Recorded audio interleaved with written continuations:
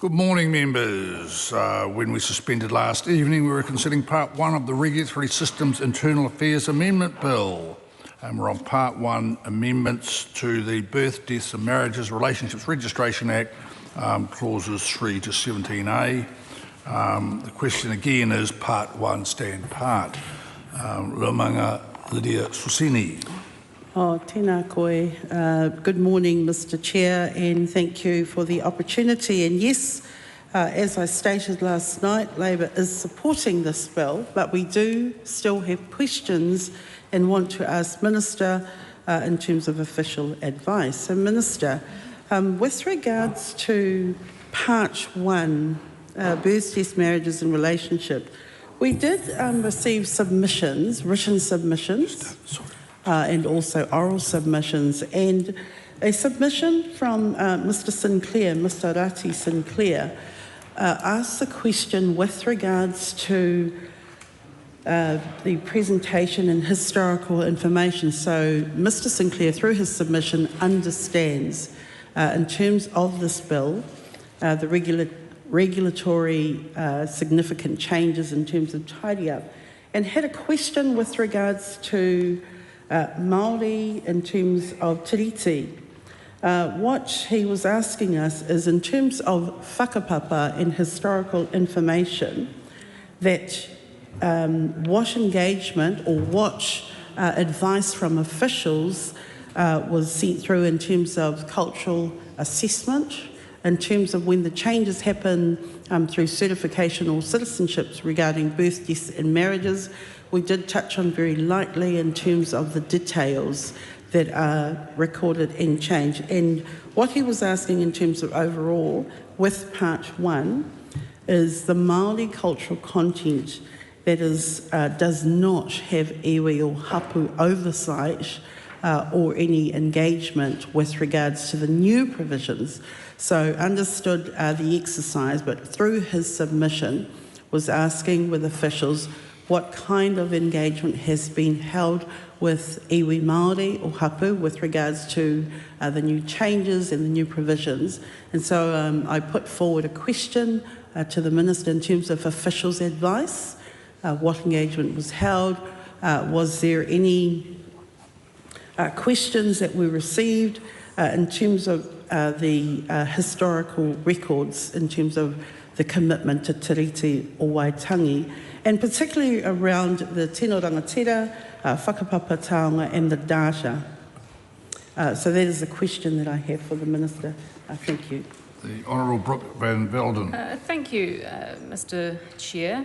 Look, the question is about historical information regarding Māori cultural content, and there was no specific engagement with Māori as that information was already available because nothing within this part is any form of significant change that requires broad consultation. Lydia Susini. Minister, in terms of the new sections, section that are in these specific provision, for health and safety reasons, Mr. Sinclair pointed out that it was important to put forward his submission, raise his concerns, so I just wanted to check that the specific tests in terms of the provisions that have been provided, the advice from the officials, and I know you've answered it, Minister, but I just wanted to put forward what Mr. Sinclair had put in his written submission. I see. Honourable Minister.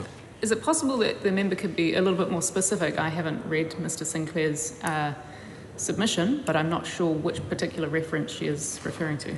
Yes, thank you, Minister. I'm happy to put forward. So part of Mr. Sinclair's submission, he raises in terms of Māori cultural content that could be shared internationally without iwi, hapu and oversight. And one of the things that we, through his submission, is the importance of having the different conversations, which is, of course, is the officials' remit in terms of checking with communities when there is an overhaul, when there is a tidy up of specific sections by way of Part 1, It is important that we have recorded that the engagement or submitters have had the opportunity to raise their questions with regards to their concerns. And one of the things he raises with regards to giving the chief executive the power to declare things like the changes at RealMe, online identification.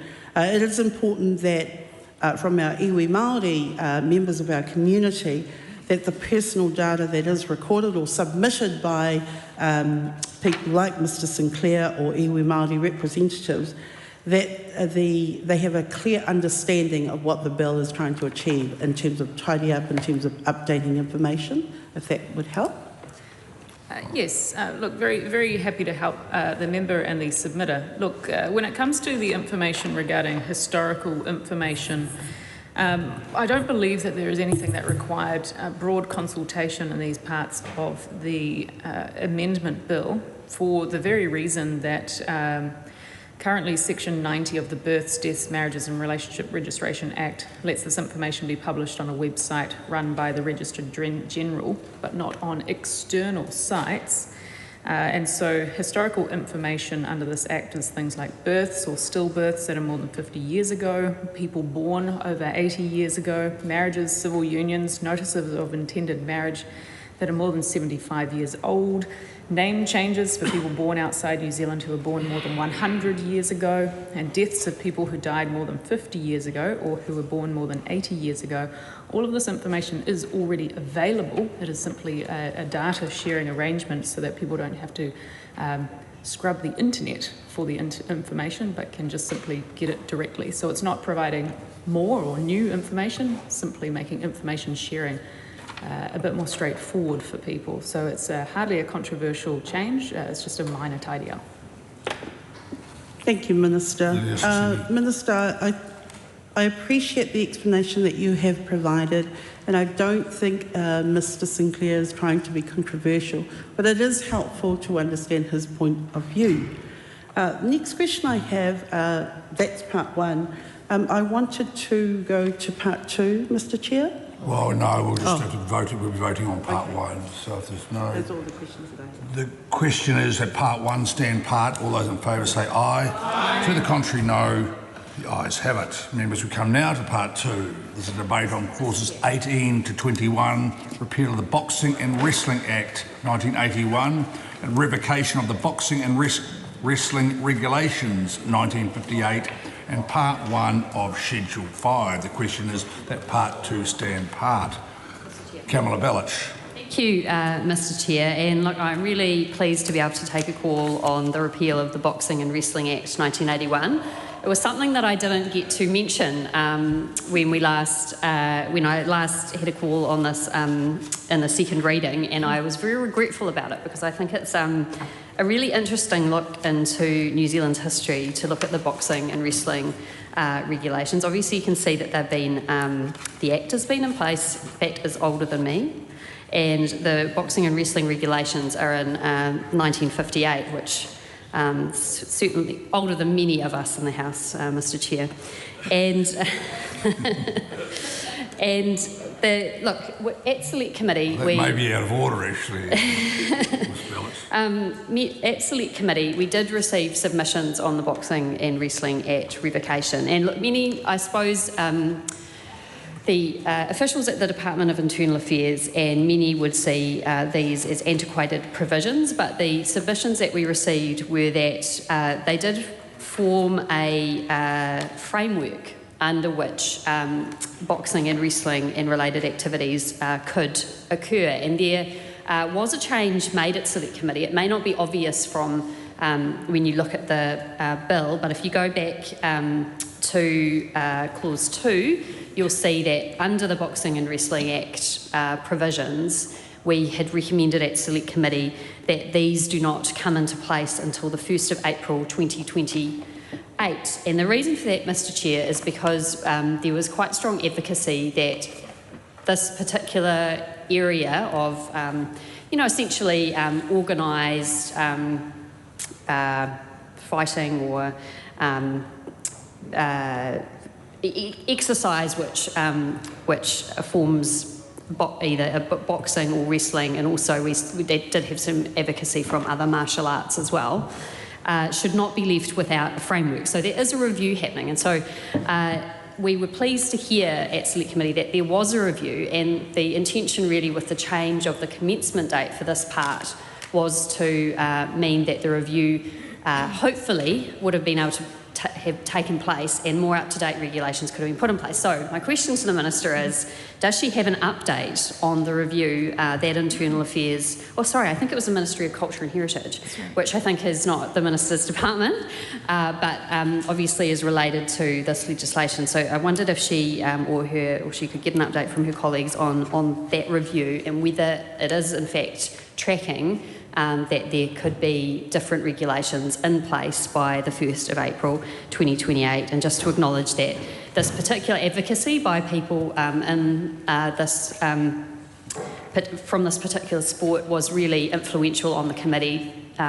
recommending by, I think it was unanimously, to actually recommend a later implementation date. So thanks to them for making those very compelling submissions, and it'll be good to see if the Minister does have an update, because that will obviously let the House know whether this change is going to be workable. The Honourable Brooke Van Velden. Thank you, Mr. Chair. Look, I'm very pleased to see the Select Committee took this part quite seriously, because I have to admit, when the officials originally said we'd like to repeal the boxing and wrestling provisions under the law, it did raise some questions in my mind, but I was told with quite a lot of confidence that there would be barely any impact on boxing and wrestling in New Zealand, given the fact that the legislation is so out of date and essentially obsolete, that more up-to-date and stringent rules come from international federations that boxing and wrestling legislation don't match up with. And so it's really good to see that outside of legislation, there is genuine concern for standards within boxing and wrestling that are happening internationally and here in New Zealand, even external to outdated regulations and rules like we have here. However, I also do take the point that there is quite a lot of concern in our community about, leaving a blank area, and the fact that the Ministry of Culture and Heritage is doing a review of all combat sports, I think is a good thing, especially when we're seeing some newer, scarier variants emerging in our community. And I especially know this because I've been seeing it in Glen Innes in my electorate as well. And so I'm really pleased to see that this review is taking place. In terms of that review, I haven't had an update myself on where it is at this point in time, but I'm very happy to inquire. And potentially the member might like to put in a WPQ to the relevant minister herself as well. I think across this House, I think we're probably all in agreement that we'd like to see the results of that review. But I also do acknowledge, I agree with the time frame that the committee has put in place here about extending that repeal, so it's not just at the end of getting to the end of this bill going through the House, but it does actually line up with that Ministry for Culture and Heritage reviews, which would give space for a potential new regulatory regime to be ready when this one is repealed.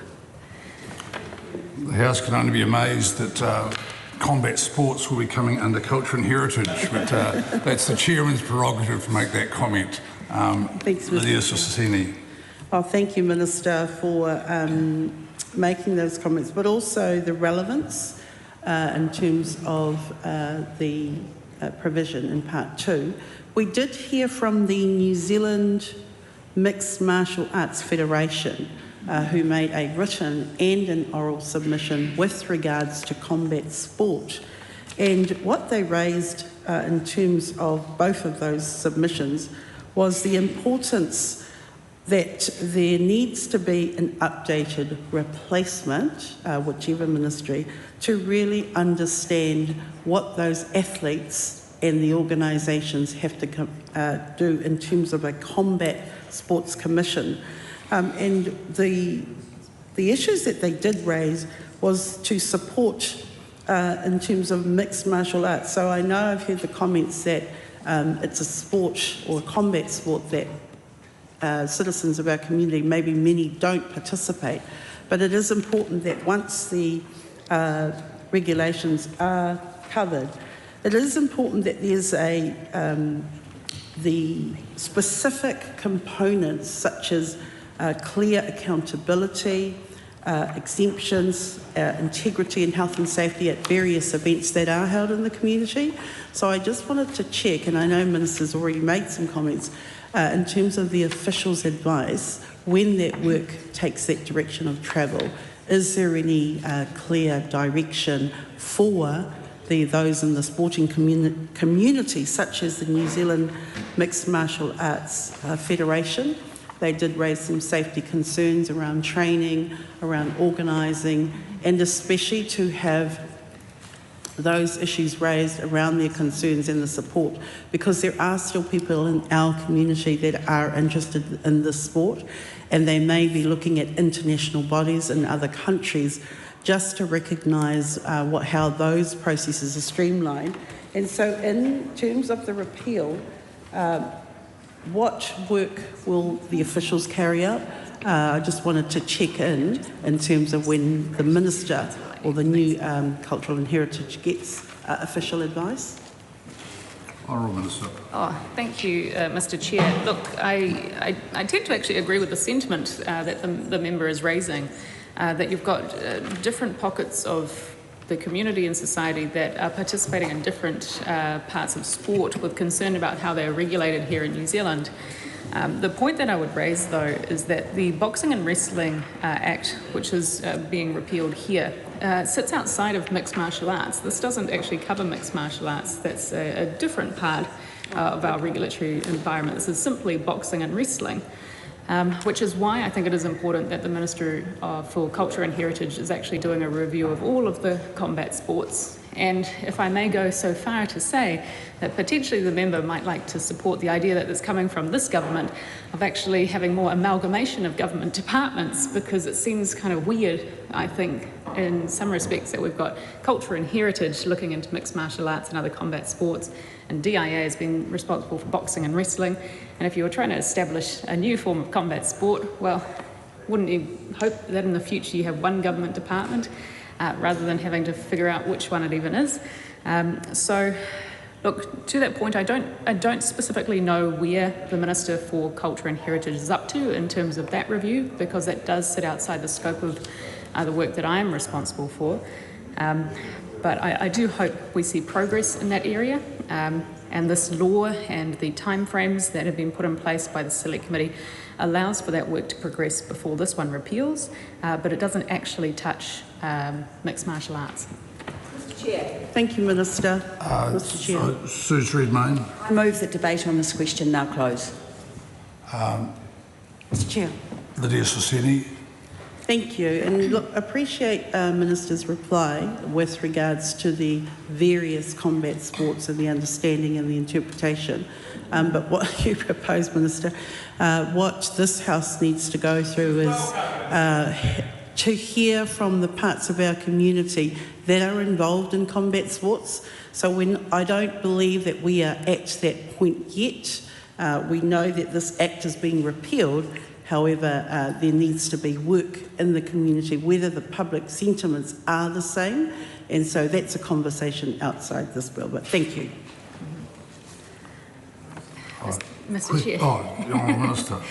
Yeah, to that point, I think I did make it quite clear that this bill is quite specific about boxing and wrestling rather than mixed martial arts. And so I can take the position that that is outside the scope, but I also acknowledge that there will be people within our community who are not necessarily seeing the specificity of this bill, but looking at all of combat sports. They should be given an assurance that there is a review happening under a different ministerial branch, not this one. This is simply a repeal of an outdated law. Thank you.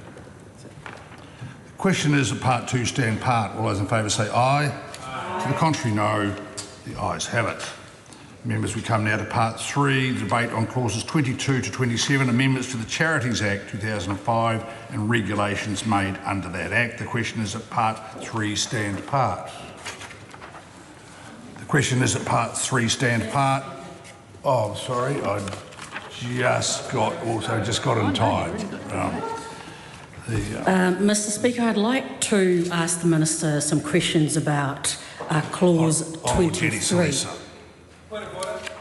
No, if your point of order is I'm going to continue. We started voting, sir. Oh, I've made a decision. Sit down. That's outrageous. Sorry, who said that? Out.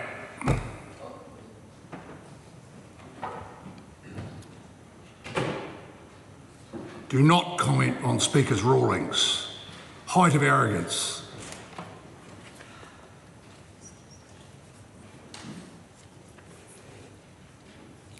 Right. Karen. Mr. Speaker, thank you for this opportunity to ask the Minister some questions on the Regulatory Systems Internal Affairs Amendment Bill.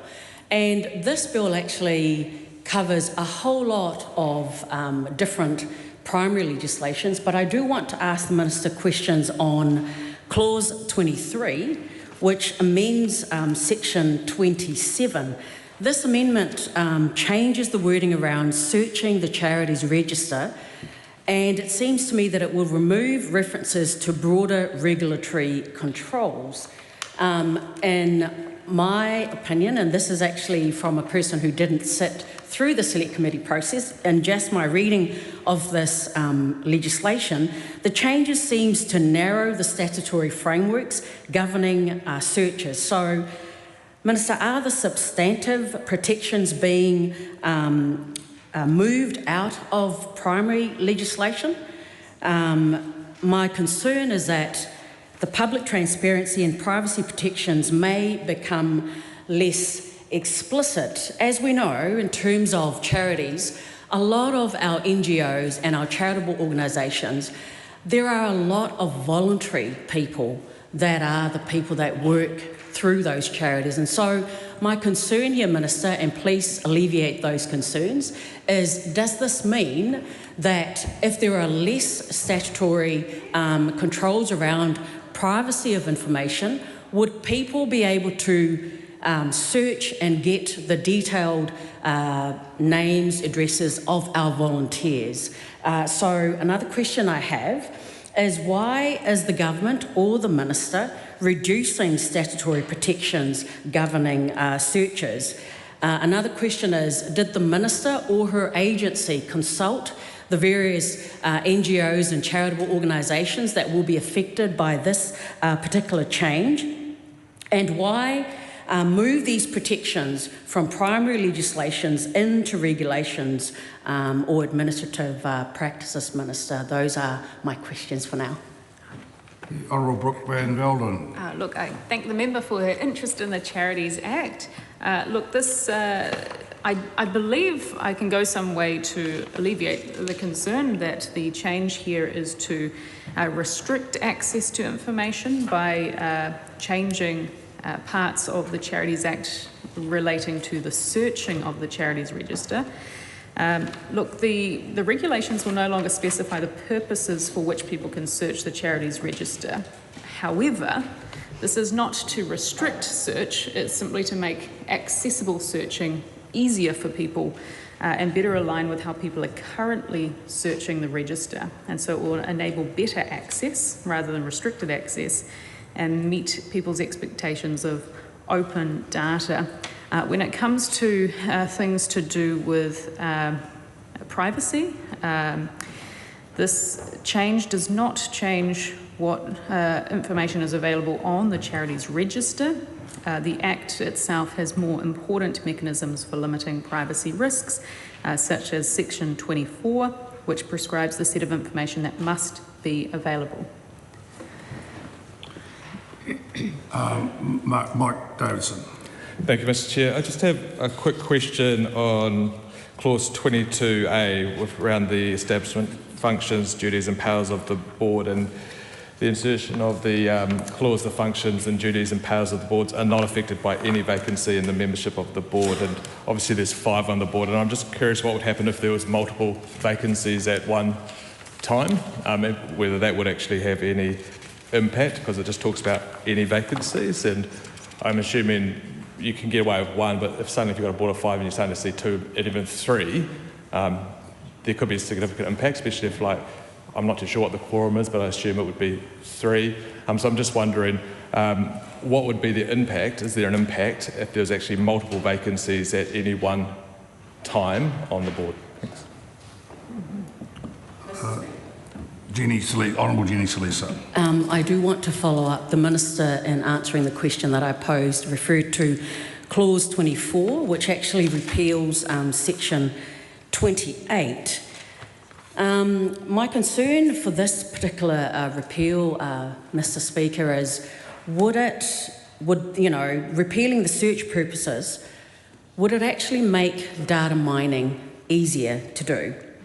Would it make harassment campaigns of some of our NGOs? I'm actually concerned about particularly ethnic communities as our ethnic spokesperson. I'm also Associate Pacific. Would it make searches for ethnic communities or Pacific people easier to then harass them? Would it make religious minorities, in terms of doing some data searches, would it make it easier to then harass people for religious affiliations? What are the protections after this would be removed by this particular act? Are those legislative protections still going to be there, or would it make it much more easier for people to be harassed in the future? Right. The Honourable Minister. Thank you very much for that very specific question. Look, I don't believe that this would do this, because it's only the names of officers that are available on the register rather than their contact details. So I guess, there's a lot of information online for people who would like to harass in any circumstance, but this I don't believe would go any way to helping facilitate that above and beyond what would already be available on the internet for people. It's horrible that harassment happens at the best of times, but you've already got, and I won't list them, a range of other areas where people can go to find that information external to the charities register. Look, for Mike Davidson and his comment about what would happen with more than one vacancy on the board. Look, the intention behind this is that it's possible in future that when it comes to people being placed on the board, or somebody has left the board unexpectedly due to their own personal circumstances, that you could end up with a lack of members on the board, or one fewer members than the law specifically stipulates, due to no fault of anybody's circumstances for the board, but the board themselves finding themselves outside the law. It is meant as a temporary measure to allow a new board member to take place, but that the board itself would not find itself outside the law because a member had to leave for their own personal circumstance. The question is a part 3, stand part. All those in favour say aye. To the contrary, no. The ayes have it.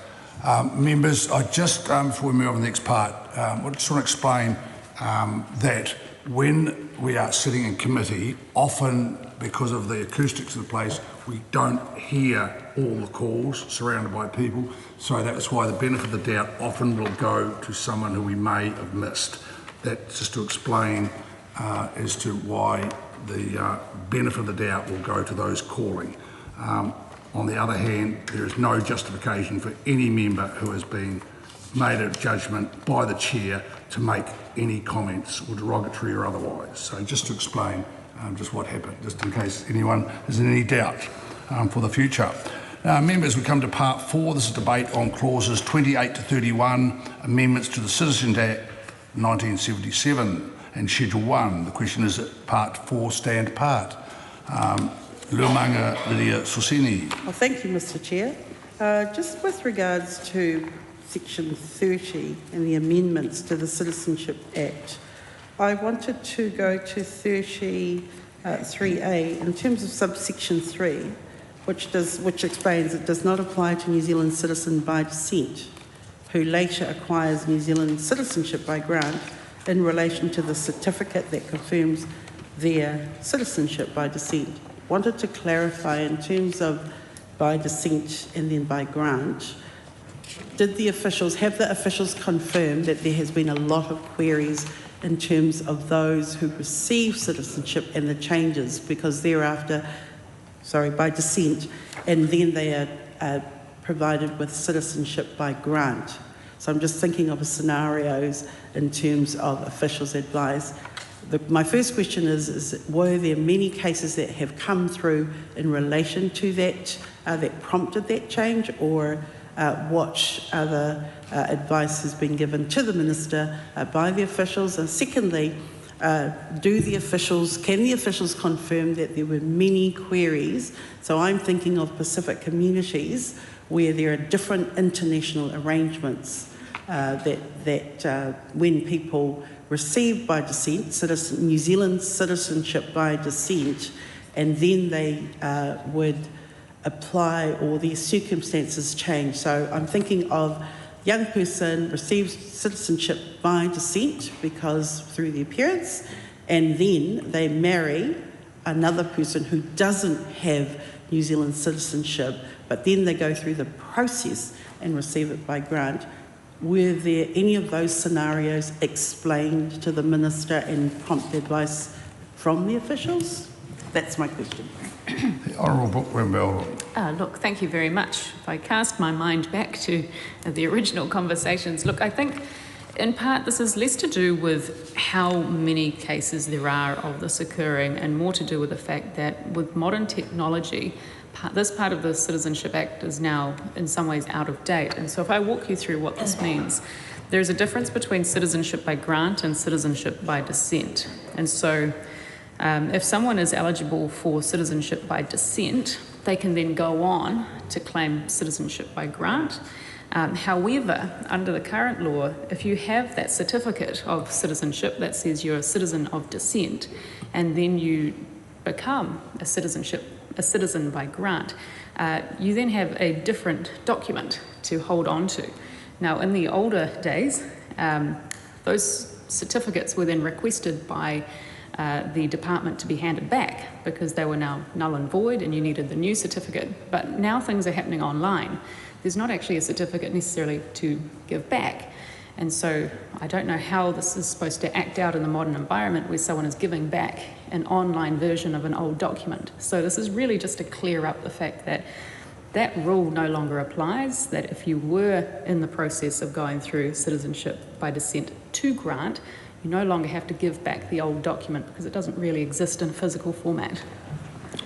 Celia Way-Brown.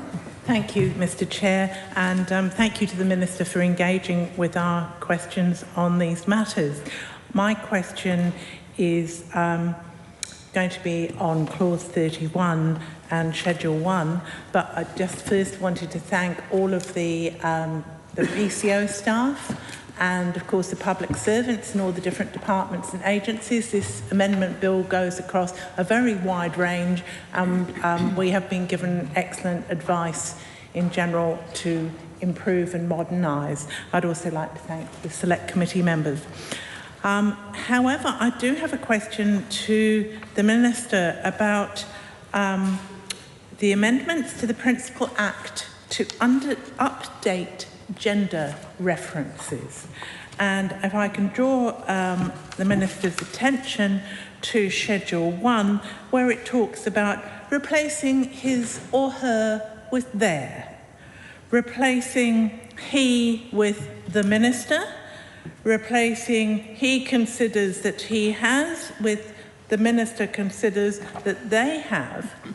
We really support this removal of binary language, but I would just like to ask the Minister, how does she feel that this matches up with the more recent and in our view egregious attack on non-binary persons from the coalition government? I'll leave the Minister to choose whether she answers that. Thank you very much. Look, I think these are very, very different things, but I'll give you some form of clarity of why I support this.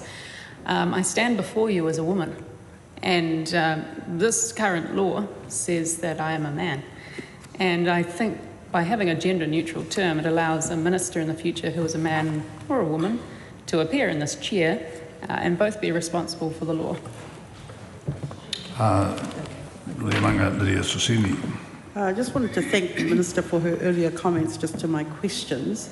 So what I understood is that we've gone from a previous system and now pretty much everything is online and there's no requirement to give that certification back, if I've got that correctly, because you've gone from dissent, then you go over to grant.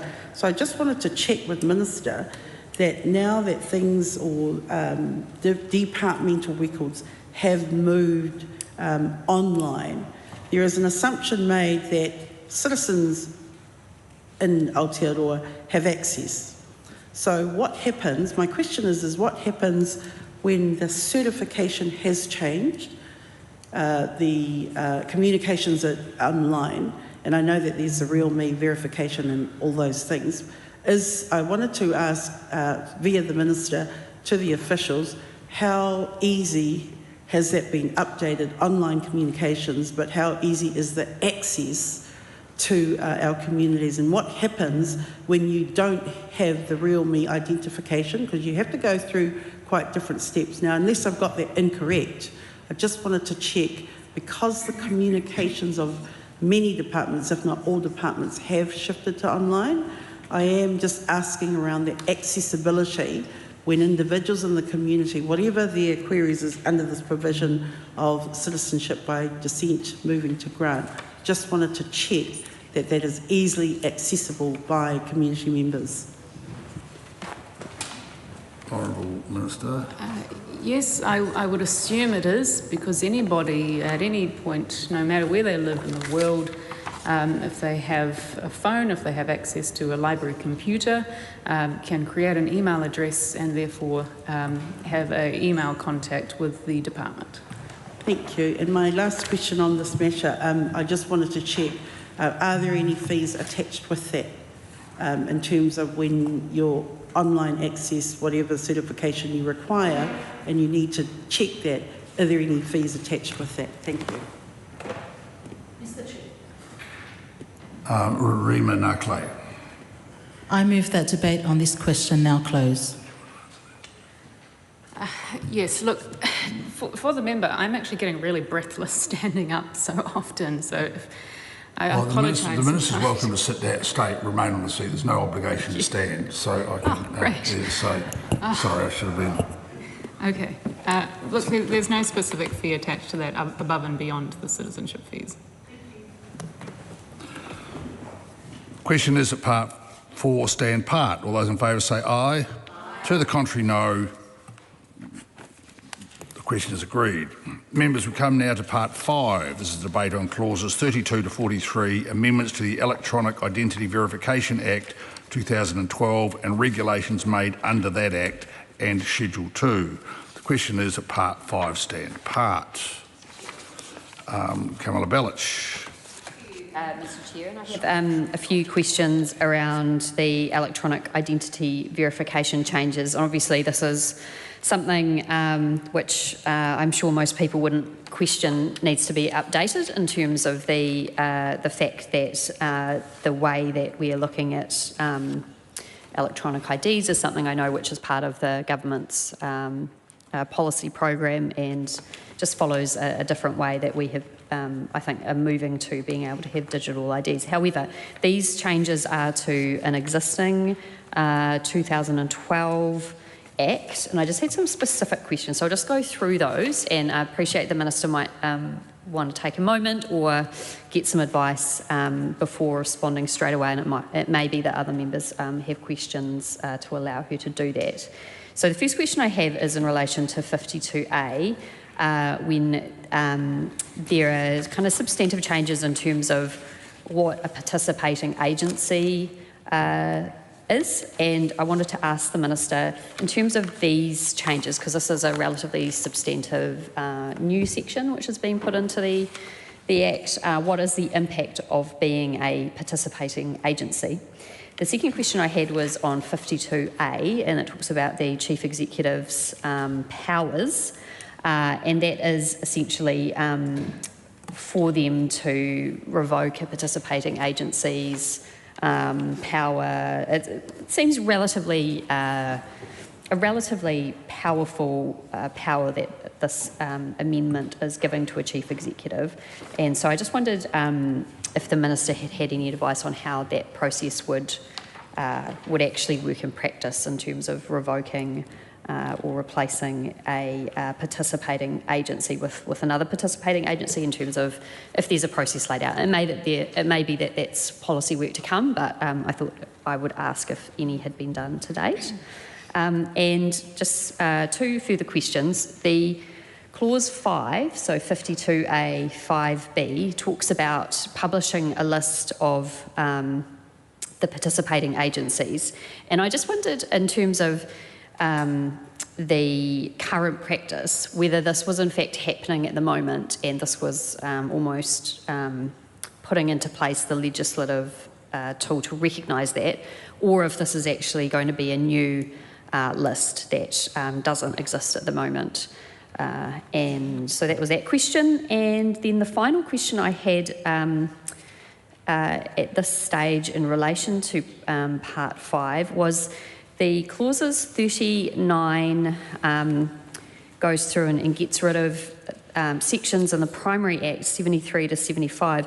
When I had a look at these yesterday, I saw that they were mainly relating to pre-commencement electronic identity forms, and I assumed, and I just wondered if the Minister could answer whether this is correct or not, that the reason we don't need these pre-commencement provisions is because something that was pre-commencement would have been in prior to 2012, and obviously that's a long time ago, so potentially those IDs are now defunct. I wasn't sure as to why we were kind of getting rid of those transitional provisions, and I was wondering if that possibly might be the reason, but the Minister may want to clarify that. Thank you.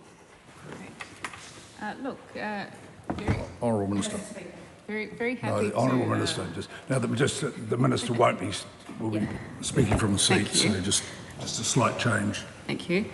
Look, in terms of the latter part of the member's comment regarding Clause 39, the member pretty much has it correct that the transitional provisions are no longer really needed because the agreements and credentials are no longer active for the older parts.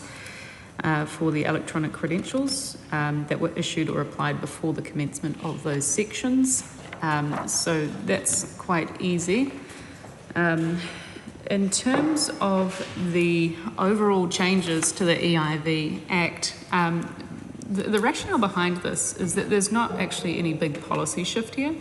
It's to do with the process that it takes to get through Cabinet.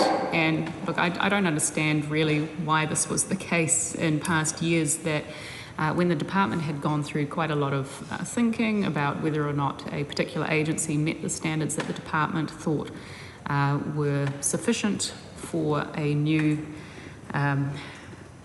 organisation to be part of this Act and to be authorised, it then needed to go through potentially up to 8-month Cabinet Committee consideration and Cabinet in order for that process to happen. Now this just allows that to happen at that department level, where there was no additional information actually being sought by Cabinet or being required by Cabinet, but this just allows the system itself to happen more efficiently. Mr. Speaker. The Honourable Jenny Salisa. Mr. Speaker, thank you for allowing me to ask the Minister a question about Clause 34. So, Minister, it seems to me that this particular clause is about administrative efficiency, and the changes that are being proposed will change the control of who accesses New Zealand's verified identity information via RealMe. I think the main concern that I'd like to ask the Minister about is, are there safeguards to ensure that efficiency is not going to be at the cost of people's privacy, public trust, Māori data rights, or democratic oversight. So my question to the Minister is, does the Minister agree that this change in clause 34 is not just a technical change, but that it is a shift from democratic and regulatory oversight to departmental oversight? And we have, in just the recent past as well as over the years, we've seen various data breaches occurring in various government agencies. And what does this change mean moving forward? The other question I would like to ask the Minister is, should there be an approval process before the Minister decides which agency will be an agency that will be having the departmental oversight over real me type data and private data? And how would she have oversight over all of these different agencies as a Minister, given that it will all be transferred to various government agencies in the future? Look, Mr. Chair, very happy to take this contribution. I believe I'm probably one of the strongest members within this cabinet and government who cares about people's privacy and security and information security. So I take the point that it is something that this government should be taking very seriously, especially when it comes to individuals who live and work within this country and how their information is secure, whether that's in the government or in third parties. I would love to have that sort of discussion outside of this forum, because unfortunately that sort of policy is outside the scope of this bill, which is mainly dealing with minor and technical changes. And to give the member a form of assurance about what is actually happening here, there is not any information that is being deleted in regards to what Cabinet had already been receiving as information to walk through the process. The department itself goes through quite a rigorous testing, which requires any participating agency or those who wish to participate to ensure that they have an established privacy policy and that they are checked for any breaches under the Privacy Act over the previous 5 years before they are given approval. That information is then, at the moment, sent to Cabinet to be signed and ticked off. Whereas that is becoming an unnecessary burdensome step. It is clear that we do need to take privacy and information security quite seriously, which I do as a Minister. However, this is simply a procedural step that is being removed, not a removal of a requirement of privacy policy. The question is that part 5 stand part. All those in favour say aye. To the contrary, no. The ayes have it. Members, we come to part 6. This is debate on clauses 44 to 80, amendments to the Films, Videos and Publications Classification Act 1993 and regulations made under that Act, Schedule 2A and Part 2 of Schedule 5. The question is that part 6 stand part. Mr. Chair. Reuben Davidson. Thank you, Mr. Chair. And this is a relatively long part and covers quite a few changes to the Film, Videos and Publications Classification Act and the regulations made under that Act. I guess the thing I wanted to acknowledge at the top of that is the shift in the language away from film and literature, which sounds a little old-fashioned, to a classifications review board. So obviously the intention through this part is to ensure that we are modernising some of the language and mechanisms that would have been relevant when they were established back in 1993. But there's a couple of specific questions in here. The first, and you'll excuse me, I'm going to be looking between two things here, so hopefully I can keep up. The first, under 47D, which is around the revocation of appointment of a labelling body. And it talks here about the Minister having the ability at any time, by notice in the Gazette, to revoke the appointment of a body or an organisation as the labelling body. That makes sense. The notice needing to specify the date on which the revocation takes effect, which must be at least 6 months after the date on which the notice is published in the Gazette. And then there's a reference here to, before making a notice, the Minister must give the labelling body an opportunity to be heard. And that's a good intent and a good intention, but I guess the other 2 points are very specific about timeframes, mechanisms, and identifying the parties. That third one is open to a lot more interpretation and is a lot more open-ended. So wanting to get some clarification around exactly what opportunity to be heard means in this instance, just to ensure that whilst those first 2 parts are very clear in how they would function, that third part, like I say, a lot of interpretation potentially there, and that runs the risk that that labelling body either may not be sufficiently heard, may not be given the sufficient opportunity to be heard, or could feel that they had not been heard, and the more open-ended description in this part of it could mean that gauging whether they had been given the opportunity to be heard or not was more difficult for somebody ultimately trying to make that decision, or if that person was or entity was to raise an issue with that, it's harder for people to decide whether they've had the opportunity to be heard or not. So just wanting to ensure that that point had been picked up on and that there's a plan in place there to address any potential concerns really around that third part of the process. So agreeing that part 1 and part 2 there makes sense, but just the open-endedness of how it's spelt out in part 3, if the Minister could answer how that will be addressed. Yes, very happy to discuss this one.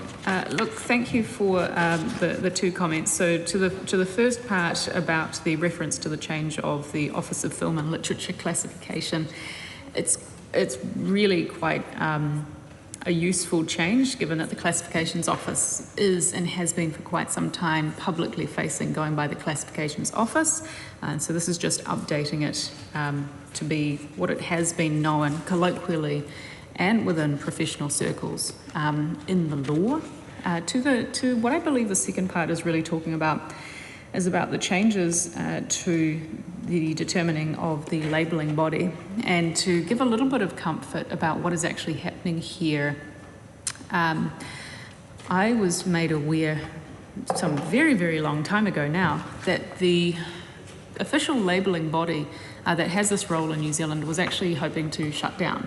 And no longer wished to do this service for the government, because over the last few decades the number of videos that are being published in a physical format has actually been significantly declining year on year, and so it's not actually a full-time role for this operation, nor is it an increasing role. It's actually diminishing over in time as we've got more streaming services coming online, and people are simply looking at video format in a different form rather than in the physical environment. And so this really is an update to the law so that we don't end up with a regulatory gap, that once this body closes, that the Classifications Office themselves can take it up.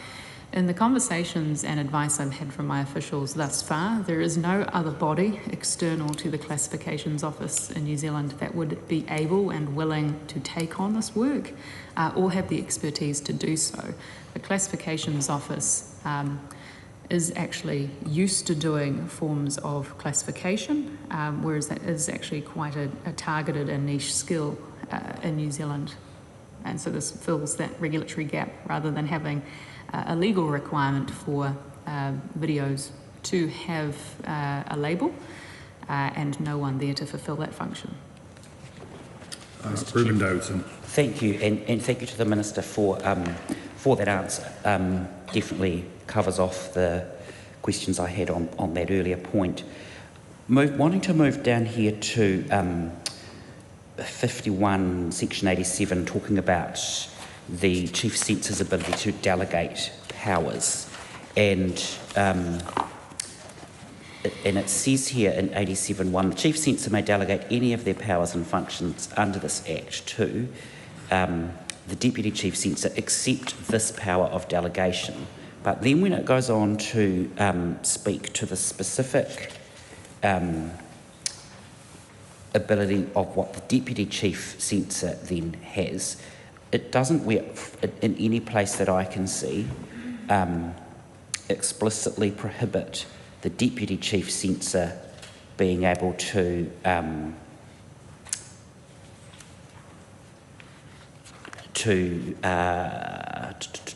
further delegate. So potentially what there could be here is a situation where the Chief Censor has a lesser power of delegation than the Deputy Chief Censor, and so you sort of end up with a weird situation where the Deputy Chief Censor could delegate something, the Chief Censor could delegate something, the Deputy Chief Censor could then delegate further than their superior was able to.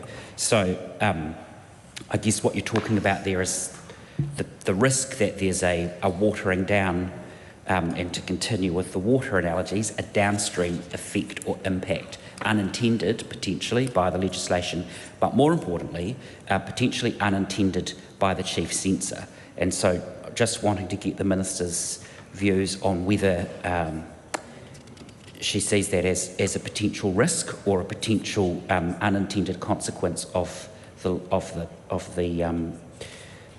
bill in its current form, and whether that was something that was picked up on or discussed at any point through the process prior to now, and if if there were any thoughts from the Minister about how that could be addressed or mitigated if it is in fact a risk that the Chief Censor ultimately has a less ability to delegate than the Deputy, and therefore that chain of delegation could end up with someone on a third tier able to do more under the instruction of the Deputy Chief Censor than either the Deputy Chief Censor was able to do under the instruction of the Chief Censor. Right. Honourable Minister. Look, happy to take this contribution. I don't have concerns about the delegation and subdelegation because I have actually spent a lot of time dealing with this particular office. I regularly have meetings with the Chief Censor and the Deputy Chief Censor, as well as overseeing their administrative functions through my accountability function as a Minister. The office itself is not a big office, so the idea that we'll have 3 tiers of management, also then sub-delegating down administrative functions, I don't think is a risk to the entity itself. They are mainly a bunch of very highly skilled professionals who are dealing in a very, very difficult situation with very disturbing information most of the time.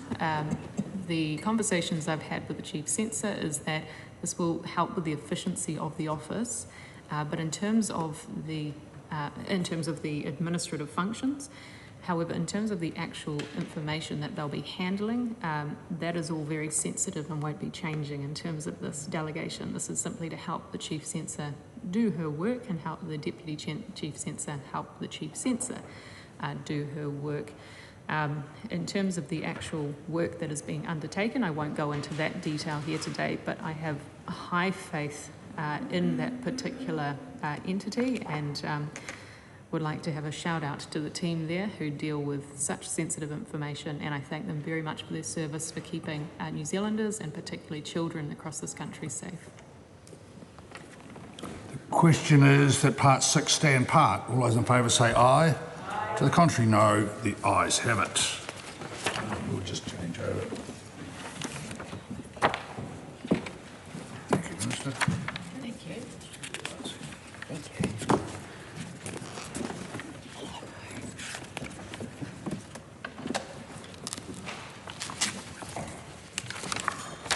All right, members, we now come to Part 7, Part 7 is the debate on clauses 81 to 92, amendments to the Fire and Emergency New Zealand Act 2017 and regulations made under that Act and Schedule 3. The question is that Part 7 stand part. Mike Davidson. Thank you, Madam Chair. My question's on clause 81A, the meaning of a dwelling.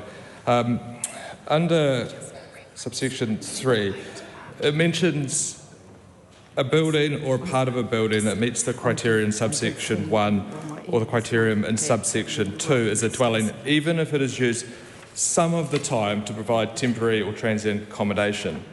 And then through onto 7, it then clarifies uncertainty.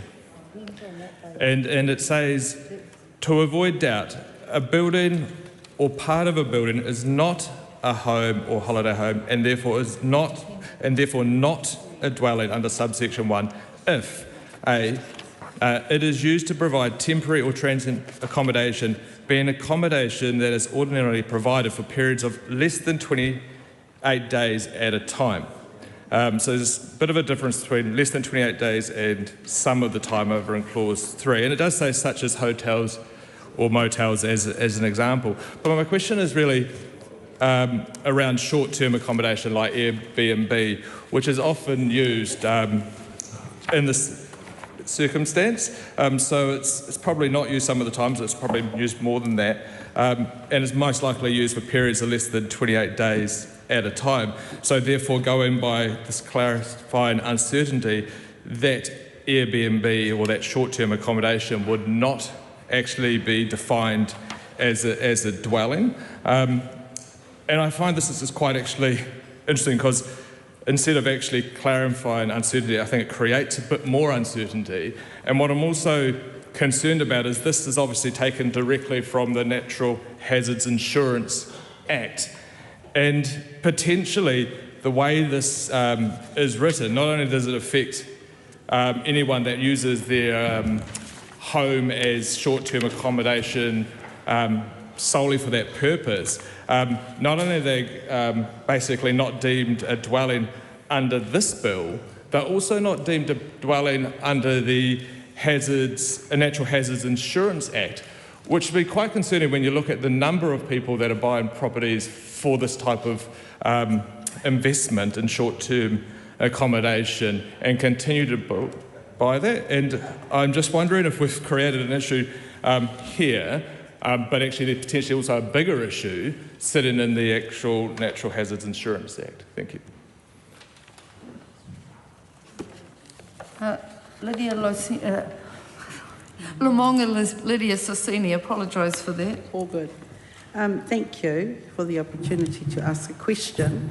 In terms of the Part 7, I wanted to raise a question with respect to, it's quite clear in terms of the residential and non-residential, but it is around the non-residential in terms of commercial or industrial property, which contributes 60% of the total Fees Levy revenue. We did receive a submission from the Property Council of New Zealand, and one of the issues that they raised, Minister, was I wanted to understand what they raised was in terms of the inequities of the levy regime, because there are a number of costs, broader costs, facing the industry. And for non-residential, they continue to have escalating costs like local government rates, increasing development contributions, rising insurance premiums. And so referring to section, section 84, but also the provision in 92. When the mixed-use properties, so I wanted to understand in terms of when the levies under the new provisions, when they were being calculated and seeing what is payable, what considerations or what engagement was fed back through the submission process? Were any of those considerations taken into account, given that the pressures of the cost of living rises in terms of the visibility, but also in terms of the commercial and industrial non-residential section in terms of the levy that has been calculated. So I just wanted to understand more on that, what advice was given by the department in terms of landing on what is currently in the provision. Thank you. Honourable Minister. Very, very happy to take these contributions. Look, I also sympathise with people who are facing increasing costs, not just within the fire and emergency system, but across the board, and that's seeing an increase year on year. Unfortunately, that is in some ways outside of the scope of this law change. And just to bring people back to what is essentially happening here, I was not responsible for the overall law when it was formed and the particular provisions relating to the levy and how that would be defined within the law. However, what I have been responsible for is the fact that quite soon, or close to the fact that the new levy would actually take place rather than just the transitional levy, the Insurance Council reached out to me saying there were still some areas that they believed were missing within the original definitions of the law, which I've then sought to tidy up here. My officials worked with the Insurance Council to identify the areas that were leaving them with concern about whether or not their contracts would be sufficient or whether or not there are still grey areas. I'm very happy to hear that I believe through the Select Committee process they were also brought on board. The Insurance Council and their submission was taken into account. It is really here about a technical tidy up that should have happened the original way when the law was first created, but it's not here to change any big policy shift or any particular major changes for the costs to households or commercial properties, but simply to make the definitions clearer so that anybody entering into a contract or an insurance company creating the contracts from this point forward will actually have clarity of which particular parts of a household property or a commercial property are captured and which parts are not. And so then to the point that my other colleague raised earlier, much of the language and approach to the definition here is derived from the Natural Hazards Insurance Act and is similar to the approach under the current transitional fire levy. And insurers and brokers are familiar with this terminology, and it avoids confusion and provides confidence that the processes can be streamlined for calculating both the Natural Hazards Commission levy and the Fire and Emergency levy. And I believe that this in some ways goes to help the insurance industry as they are signing the contracts. The question is that Part 7 stand part. All those in favour say aye. Aye. To the contrary, no. The ayes have it. Members, we come now to Part 8, the debate on clauses 93 to 117, amendments to the Gambling Act 2003 and revocation of regulations made under that Act and Schedule 3A. The question is that Part 8 stand part. Madam Chair. Camilla Bellich. Thank you, Madam Chair. This part did receive a certain amount of attention at Select Committee, and it almost is slightly like a bit of a plot of a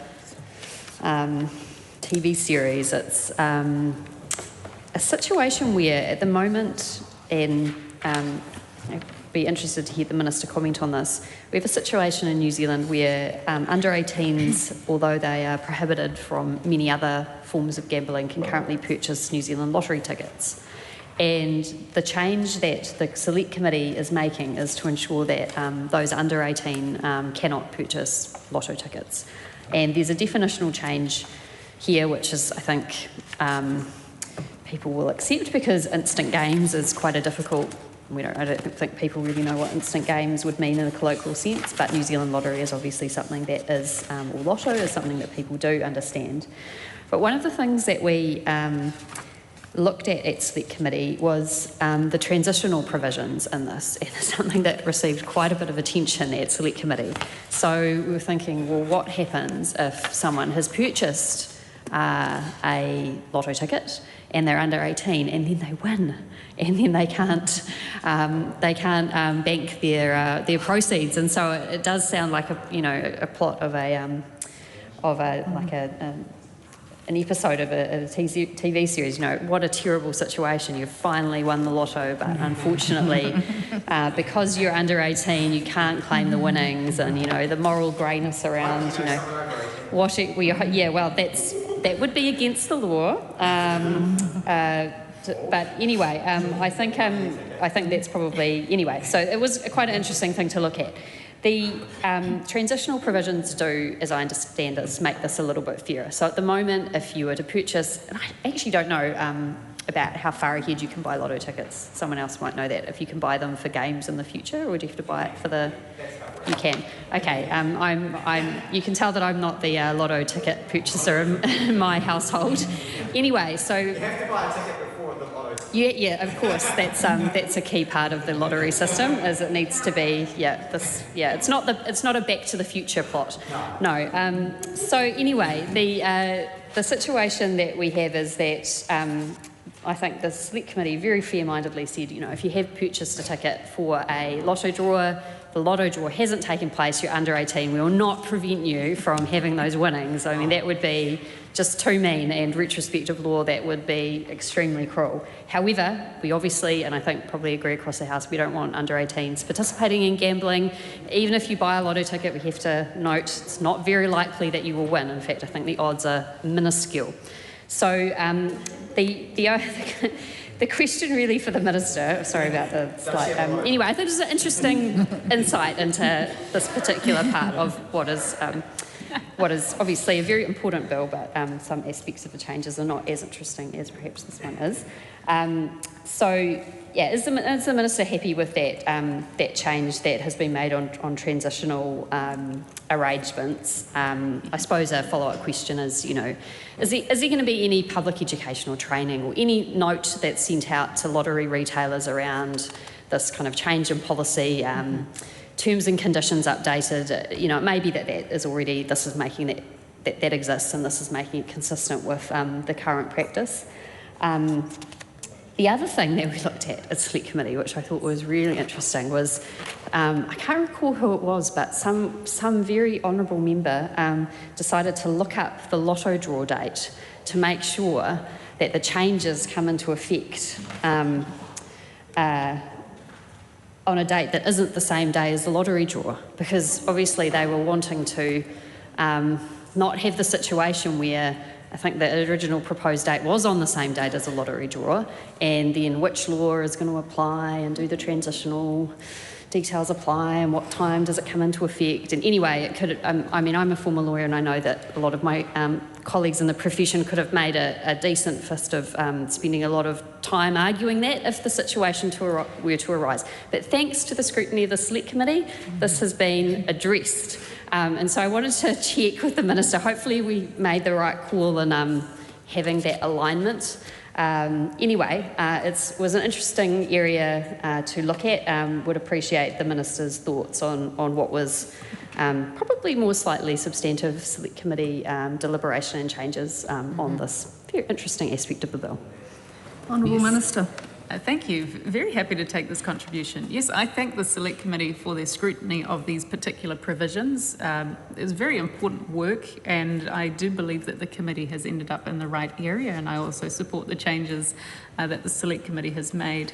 To the question of whether there's going to be any form of education for the change, Lotto will be updating their terms and conditions and providing updated information to retail as well. But I do also just want to caution, it is quite a minor issue. In talking with Lotto about how many young people are out there buying these products, they didn't say it was a massive issue. But really what we're doing is changing the law here. So for a retailer, at the moment, some of Lotto's products are accessible for anyone of any age, and some Lotto products are restricted to those over the age of 18. And so this is really to clear it up for the benefit of the retailers, that they don't have to second guess themselves of which Lotto product was in or out and what is the age of the individual coming into the store. It's really simple, that it's over 18 for all of the games. But I do understand that there are some kids going out there buying Lotto tickets. I've heard of instances where they're buying them for their grandparents and popping down to the store, but ultimately This is not something that we believe that children of any age should be participating on, but is also much more helpful for retailers themselves. So thank you for the Select Committee's work. Dr. Lawrence Yunan. Thank you, Madam Chair, and thank you, Minister, for your response on that. I do want to just follow up in terms of this, I guess the divide we were created when it comes to looking at instant games versus lottery for under 18s, because my assumption with the changes to this part is that would instant games, for example, changing to New Zealand lottery means that, so under 18 will no longer be able to purchase lottery tickets, that's true, but what about instant games like, instant Kiwis or etc. and all of the other things that you could also get as a part of, I guess, the same kiosks as you would normally get with a lottery ticket as well. Would those still be able to be purchased by under 18-year-olds? Being my first question. And I guess the follow-up question on that is from gambling and harm reduction perspectives, has DIA done any work around the impact that even those kind of games like instant Kiwis, and I know that previously for the online gambling bill we talked about loot boxing, whether it's online version or even physical thing like trading card games and etc., the impact that would have on sort of, I guess, gambling addiction and gambling harm reduction. Has that been a consideration when we're looking at the changes from instant games to New Zealand lottery? Honourable Minister. Yes, happy to take this contribution. Look, I think I can alleviate the members' concerns quite quickly.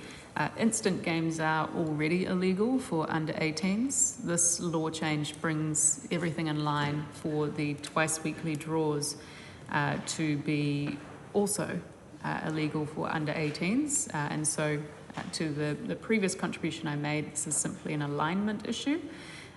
Things like loots and things online is outside the scope of this bill. The question is that Part 8 stand part. All those in favour say aye. Aye. To the contrary, no. The ayes have it. Members, we come now to Part 9, the debate on clauses 118 to 120, amendments to the Health Practitioners Competence Assurance Act 2003. Dr. Lawrence Yunan. Madam Chair, thank you. I just have two questions for this particular part. I guess the first question is, considering that we are seeing the Health Practitioner Competence Assurance Amendment Bill coming through the House as well, was there a reason why then this particular section need to be included as part of this bill as opposed to being a part of the changes that we're going to be seeing anyway? But I also then want to check on, I guess, both for clause 119 and also 120 on why the investigation is removed, because presumably if you're looking at section 51(1), a definition of investigation, repeal paragraph A, which is around commission of inquiry, that would continue to go to, that will be continuing. Is there a reason why that is going to be removed from the HPCAA? Because does that mean that, under HPCAA, they're not going to be able to conduct investigation or that is pertaining or relating to commission of inquiry? So I think those are the two questions I have for this particular part. Thank you, Madam Chair. Honourable Minister. Specifically to the first part of the question in regards to why is this happening when there might be other changes happening through government, to make it quite simple, Justice overall is responsible for the policy when it comes to the Health Practitioner Competence Assurance Act. However, I understand that DIA is responsible for some operational part of this particular part of the law, and so this is simply to amend something that helps with the operations of the department rather than the overall policy shift. And so once again, bringing us back to the fact that these are minor and technical amendments to help DIA overall do their job, that is ultimately why this is occurring. Honourable Jenny Salisa. Thank you, Madam Chair, for allowing me to ask the Minister a couple of questions. Minister, you've stated earlier on today that a lot of the amendments to the primary legislation in this Regulatory Systems Internal Affairs Amendment Bill are presented as a technical clean-up. But, Minister, can you just assure us, Part 9 is about amendments to the Health Practitioners Competence Assurance Act 2003. Can you let us know why this particular amendment is in this Department of Internal Affairs bill instead of a health amendment bill? And following up from that question, was there exchange of information between your agencies and the Health Select Committee about the proposals being made in this Part 9, and were health practitioners consulted? Part 9 of this amendment also proposes the inclusion of quality assurance of information. So, did you also and your agencies consider that quality assurance, serious offences and inquiry access to various information is something that is taken into account, Minister?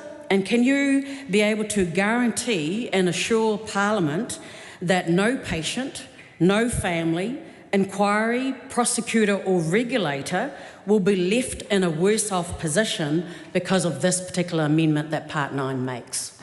Honourable Minister. Yes, so happy to take this, and in some ways it also aligns with the comment from Lawrence Yunnan before, that ultimately this is a really minor tidy up because the Health Practitioners Competence Assurance Act itself is not being overall changed in terms of policy. What it is really that within this Health Practitioners Act, there are references to the Commission's Act of Inquiry 1908, which was repealed, and the Department of Internal Affairs is now responsible for the Commission's, by the Inquiries Act 2013. So this is updating that law to be in line with what the Department of Internal Affairs is currently responsible for, which is the Inquiries Act 2013. So that's pretty much all that's changing in this part. Dr. Lawrence Yunnan, you look like you're a little confused about No. I just have one final bit just on that. But the changes isn't updating it to the new act that the minister is mentioning. The change is repealing it or deleting it. So, for example, in clause 120, it says delete a royal commission for the purpose of royal commission or commission of inquiry appointed by the order of in council made under the Commissions of Inquiries Act. It doesn't say for the purpose of inquiry under the Inquiries Act 20, the name, the date, the year that the minister mentioned. So even if you're looking at, for example, section 20, which is section 61 amendment of the bill, does that mean that if the minister is satisfied when it comes to disclosure of information, that the DIA can no longer disclose information for the investigation of any inquiry? Is that how we meant to interpret it? Because it's not a change, it's a removal. Honourable Minister. So the note that I've received from my officials is that the Commission of Inquiry Act 1908 is being repealed because it is redundant, it's no longer in force. But since 2013, inquiries themselves have been established under the Inquiries Act, which DIA is responsible for. Oh, Madam Chair, just to then clarify that the essence of these two clauses that are being amended or have sections removed, DIA is still able to function under those, even though the original principal act is no longer there, that is still able to conduct the operational elements of those two clauses without that clause. That is my understanding. All inquiries happen under the Inquiries Act 2013. Thank you.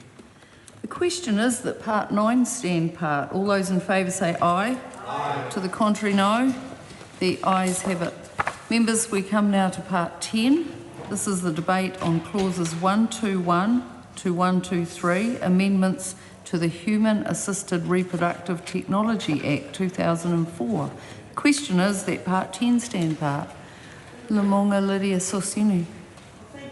Yeah, and it is helpful to understand in terms of this provision of in Part 10 the amendments Human Assisted Reproductive Technology Act 2004.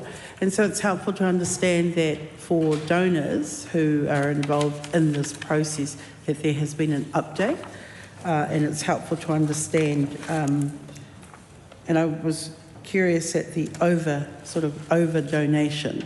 So one of the things, because I don't know a lot about this, we did have discussion in Kōrero on Select Committee. We also had submissions, both written and oral, to help us understand that better.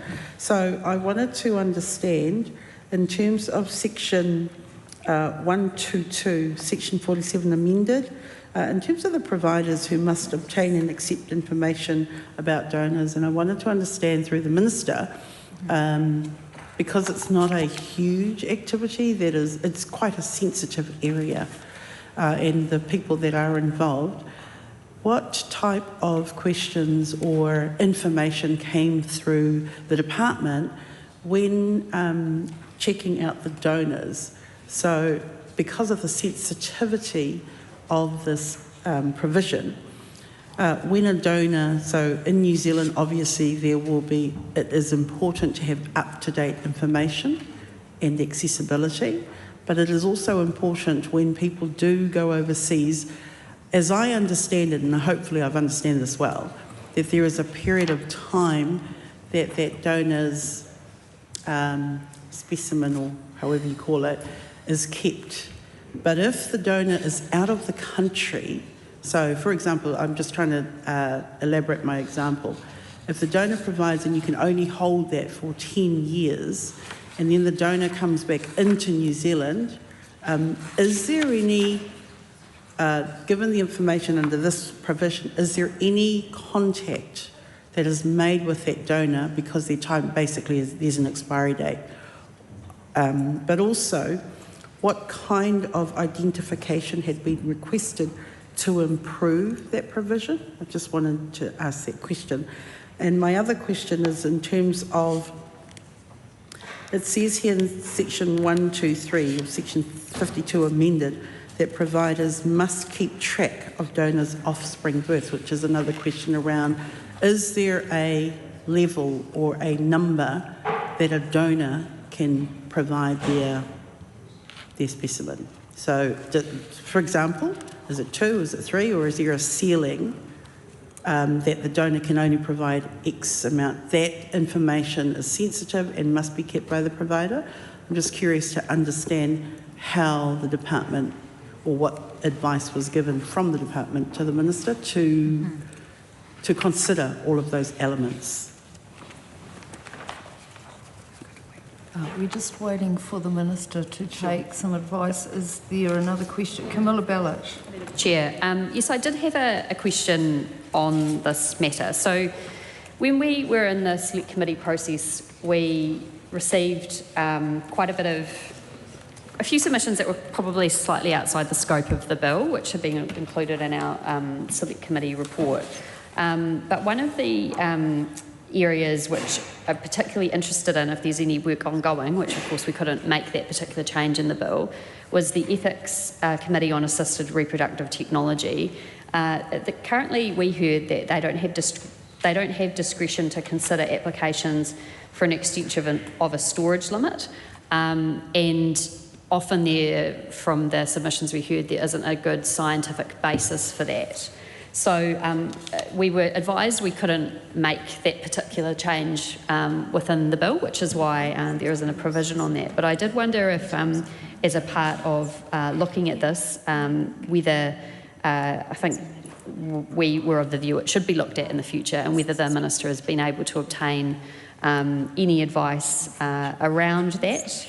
And, you know, I think the other comments made by my colleague are also relevant. This is an area of law which does probably need a more substantive change. So I think any update that the Minister is able to do within the confines of how this is related to the regulatory bill would be useful for the House in terms of the nature of the submissions that we did receive on this, which were, compared to other sections, quite extensive. Honourable Minister. Look, I'll do my best on this section. The advice that I've received is that DIA itself doesn't have contact with donors directly, nor does it keep track of overseas donors. When it comes to specific information, I guess, regarding the amounts that people could donate and how that is captured, unfortunately that would be outside of the scope of this bill, as this is making only small and non-controversial changes. And I guess to the point of my colleague who just took a call, if there were to be concerns about that sort of policy, then I suspect there would need to be a wider amendment bill rather than a regulatory systems bill. This is really just providing a little bit of change in terms of what information people should be able to collect. I take the most basic one here about someone's address being on file, being able to be an electronic address rather than a physical address. And I think that's just helpful once again for the modern world that we live in, where you may end up with donors who are actually moving around. Not everybody lives in the same house for 30 years. Some people who may be donating may every 6 months to a year move address, and this makes it easier to keep hold of people who are in that donor system. The question is that Part 10 stand part. All those in favour say aye. Aye. To the contrary, no. The ayes have it. Members, we come to Part 11. This is the debate on clauses 124 to 126, amendments to the Inquiries Act 2013. The question is that Part 11 stand part. Camilla Bellich. Thank you, Madam Chair. This is another section which applies to a slightly different area, which is the Inquiries Act 2013. First question I had is, I was reading the definition of this yesterday, and I wondered, because obviously we do inquiries as part of the select committee, whether the inquiries that are covered by this change would cover select committee inquiries.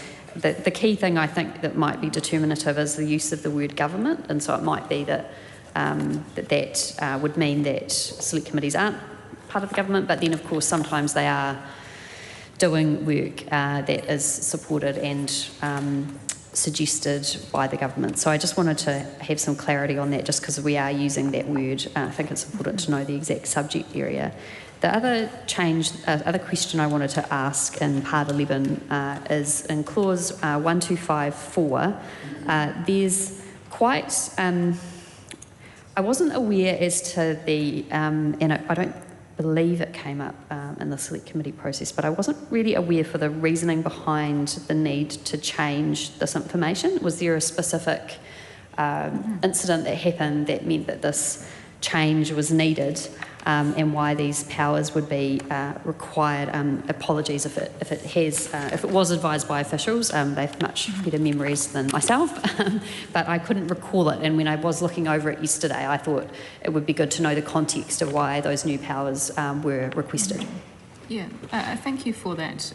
Look, I think taking the first part of your contribution, the member's contribution first, my understanding here is that this is specifically to do with inquiries under the executive or under the government rather than inquiries under the legislative. I would certainly hope that select committee inquiries stay away from being prescribed in law, but rather are referred to in the standing orders. And so that is my understanding of how this falls. In terms of the rationale for amending the Act, look, it is actually quite a sensitive issue. One of the reasons was the Royal Commission of the Royal Commission of Inquiry into Abuse in Care. Now, as part of that report, the inquiry did have to deliver a series of case studies, some of which related to Lake Alice and had information relevant to a criminal trial that was taking place at the exact same time as the inquiry. And that did mean that parts of the report needed to be redacted, but at the time there was no power to redact parts of the report, and Cabinet agreement was needed to amend the terms of reference to enable parts of the report to be redacted to ensure comity between the criminal system or the court system and the executive. Now, I think there will be broad support across here in this chamber that this puts in place a procedure that addresses the situation if it were to arise in the future, and will enhance the efficiency of the process, but also, I guess, the stress that comes by having such a niche issue play out in real time. The question is that part 11 stand part. All those in favour say aye. Aye. To the contrary, no. The ayes have it.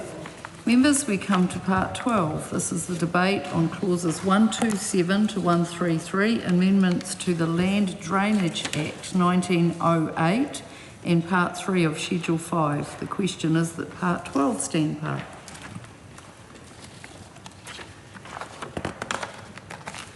The question is that part 12 stand part. All those in favour say aye. Aye. To the contrary, no. The ayes have it. Members, we come to part 13. This is the debate on clauses 134 and 135, amendment to the Legal Services Act 2011. The question is that part 13 stand part. Madam Chair. Camilla Bellich. Thank you, Madam Chair. Just a quick question. This is one of the shorter parts in the bill. I just wanted to understand from the Minister, is this codifying an existing right, or is this allowing legal aid to more easily be granted when there is a public inquiry? And that's under 135 of 13. Is that where we're up to? Yeah. Yep. Look, I think I can also tick this one off. This essentially is to promote access to justice by establishing a system that provides a legal service, or that is the purpose of the Legal Services Act. This in some ways is quite similar to a contribution that we had in other parts, where it was that law referenced the Commissions of Inquiries Act 1908, which was superseded by the Inquiries Act 2013, which made those references redundant. And so we are removing those redundant references, but not touching the overall policy intent of the law. The question is that part 13 stand part. All those in favour say aye. Aye. To the contrary, no. The ayes have it.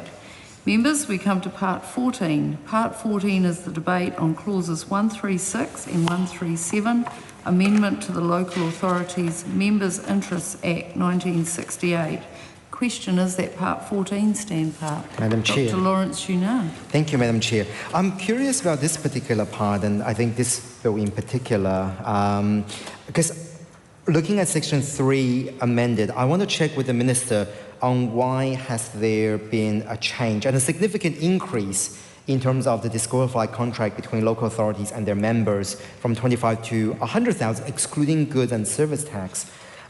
Because if you're looking at Section 3.1 of the Principal Act, it talks about, except as provided, no person should be capable of being elected or appointed to be or of being a member of a local authority or any committee of a local authority if the total of all payments made or made by on behalf of the local authority in respect to all contracts made by in which that person is concerned, the interest exceeds 25,000 in any financial year.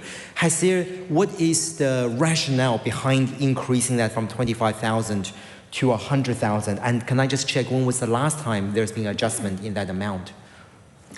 Yes, very happy to answer this contribution. Look, you're right that there is an increase from 25,000 to 100,000 without an exemption. DIA has put forward this change because the Office of the Auditor General supports this change. It considers that having the same threshold since 1982, which answers your subsequent question of when was it last amended. The belief there is that has created unnecessary compliance costs for the legal authorities who are required to apply to the Auditor General for approvals for councillors with interests in significant contracts because the threshold is so low. These applications require time and resource from the Office of the Auditor General, but overall, the Office of the Auditor General does not consider that third-party oversight of financial conflicts in local authorities is necessary or appropriate, given that local authorities are autonomous bodies with full legal capacity to manage their own affairs. That falls outside of this law because this is simply making an update, I believe, with CPI since 1982. but it is to help the administrative efficiency of the Office of the Auditor General. Madam Chair, just one follow-up question. Thank you for that, Minister. That's really helpful and really interesting to hear. Do you have any advice from the Auditor General on like how much administrative efficiency then it would allow for, like what proportion of existing exemptions or etc. that the Auditor General will need to do, and how much of that will remove kind of off their books as a result of this? Look, I don't have any particular numbers with me, but if the member would like to inquire with the Office of the Auditor General themselves, I'm sure that will be a fascinating insight to the cost reduction that we will be making within that office. But look, it is mainly a technical change to update the law post-1982. The question is that Part 14 stand part. All those in favour say aye. Aye. The contrary, no. The ayes have it. Members, we come now to Part 14A. This is the debate on clauses 137A and 137B, amendment to the Local Electoral Act 2001. The question is that Part 14A stand part. Camilla Bellich. Thank you, Madam Chair. Just a quick question on this one. This is quite an important change, and it should hopefully make it easier for people to have their declarations witnessed as part of local elections. The question I had, which is hopefully can be quickly answered, is we've made this change to mean that the electoral officer isn't the only person who can take a declaration, also deputy electoral officer, but also a third category of people, which are people who are allowed to take an oath and declaration under the Oaths and Declarations Act. And I just wondered, for fullness, if we could find out who that is. I assume it would be JP's lawyers, but it'd be good to know the extent of that, to know who is able to witness those declarations if necessary, and hopefully speed up the process of voting. Yes, look, very happy to give this one a go in terms of what the fulsome list would be. So Section 14 of the Local Electoral Act also allows for, under Section 9, a list of persons who are able to witness declarations, which include Justice of the Peace, Notary Public, a Registrar, and an enrolled barrister or solicitor of the High Court. Question is that Part 14A stand part. All those in favour say aye. Aye. To the contrary, no. The ayes have it. Members, we come to Part 15. This is the debate on clauses 138 and 139, amendment to the Local Government Auckland Council Act 2009. The question is that Part 15 stand part. Madam Chair. Lamonga Lydia Sosini. Thank you, Madam Chair. Just a very quick question. I just wanted to understand what prompted the change in terms of decision-making responsibilities of local boards under the Local Government Auckland Council Act. I would require my officials to help answer that. That's going way back. Sorry, I don't have that right in front of me. Do we have another question just while the ministers see Camilla Bellich? I had a minor question, which, if it assists, I can ask, which was in Part 15, 139, we have a situation where we have the Local Government Act 2009 then having a section or a clause replaced by a bill from 2002, and obviously that the order is unusual. So I wanted to know, when did 150B come in? I imagine there would be a different piece of legislation that would allow 150B to be in place. Surely an amendment to the Local Government Act 2002. So just a question on the timing, because the order is a little bit unusual. Mm-hmm. Look, that level of specificity I would require some help with, but to the question that Lydia Lamonga Sosine had, this is a cross-reference error where that section referred to a section that no longer exists. But whereabouts it came from, that's probably quite a few years old, but we're clearing it all up now. Lamonga Lydia Sosini. Thank you, Madam Chair. Thank you, Minister, for that answer. Yeah, I just wanted to, because when I looked it up, it didn't exist anymore, so I just wanted to know it must be a technicality being corrected. Thank you. That's all good. Thank you. The question is that Part 15 stand part. All those in favour say aye. Aye. To the contrary, no. The ayes have it. Members, we come now to Part 15A. This is the debate on clauses 139A to 139E, amendments to the Local Government Official Information and Meetings Act 1987. The question is that Part 15A stand part.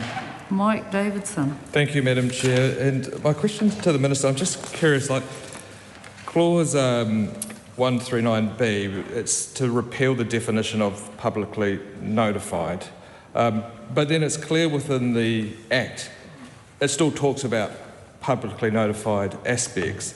And so I'm just wondering, if we're repealing the definition, how do we then define what is publicly notified if we've just repealed it? Look, I think I can go some way to helping alleviate some concerns here. So this is really just making a change to clarify that local authorities can meet their requirement for their agendas to be publicly available by allowing them to be publicly available online, whereas at the moment the law requires them to be sending a physical copy of their meeting agenda to the public libraries under the authority's control. I would suspect that a lot of people nowadays who are interested in the meeting agendas of public officials are probably going to get that information online.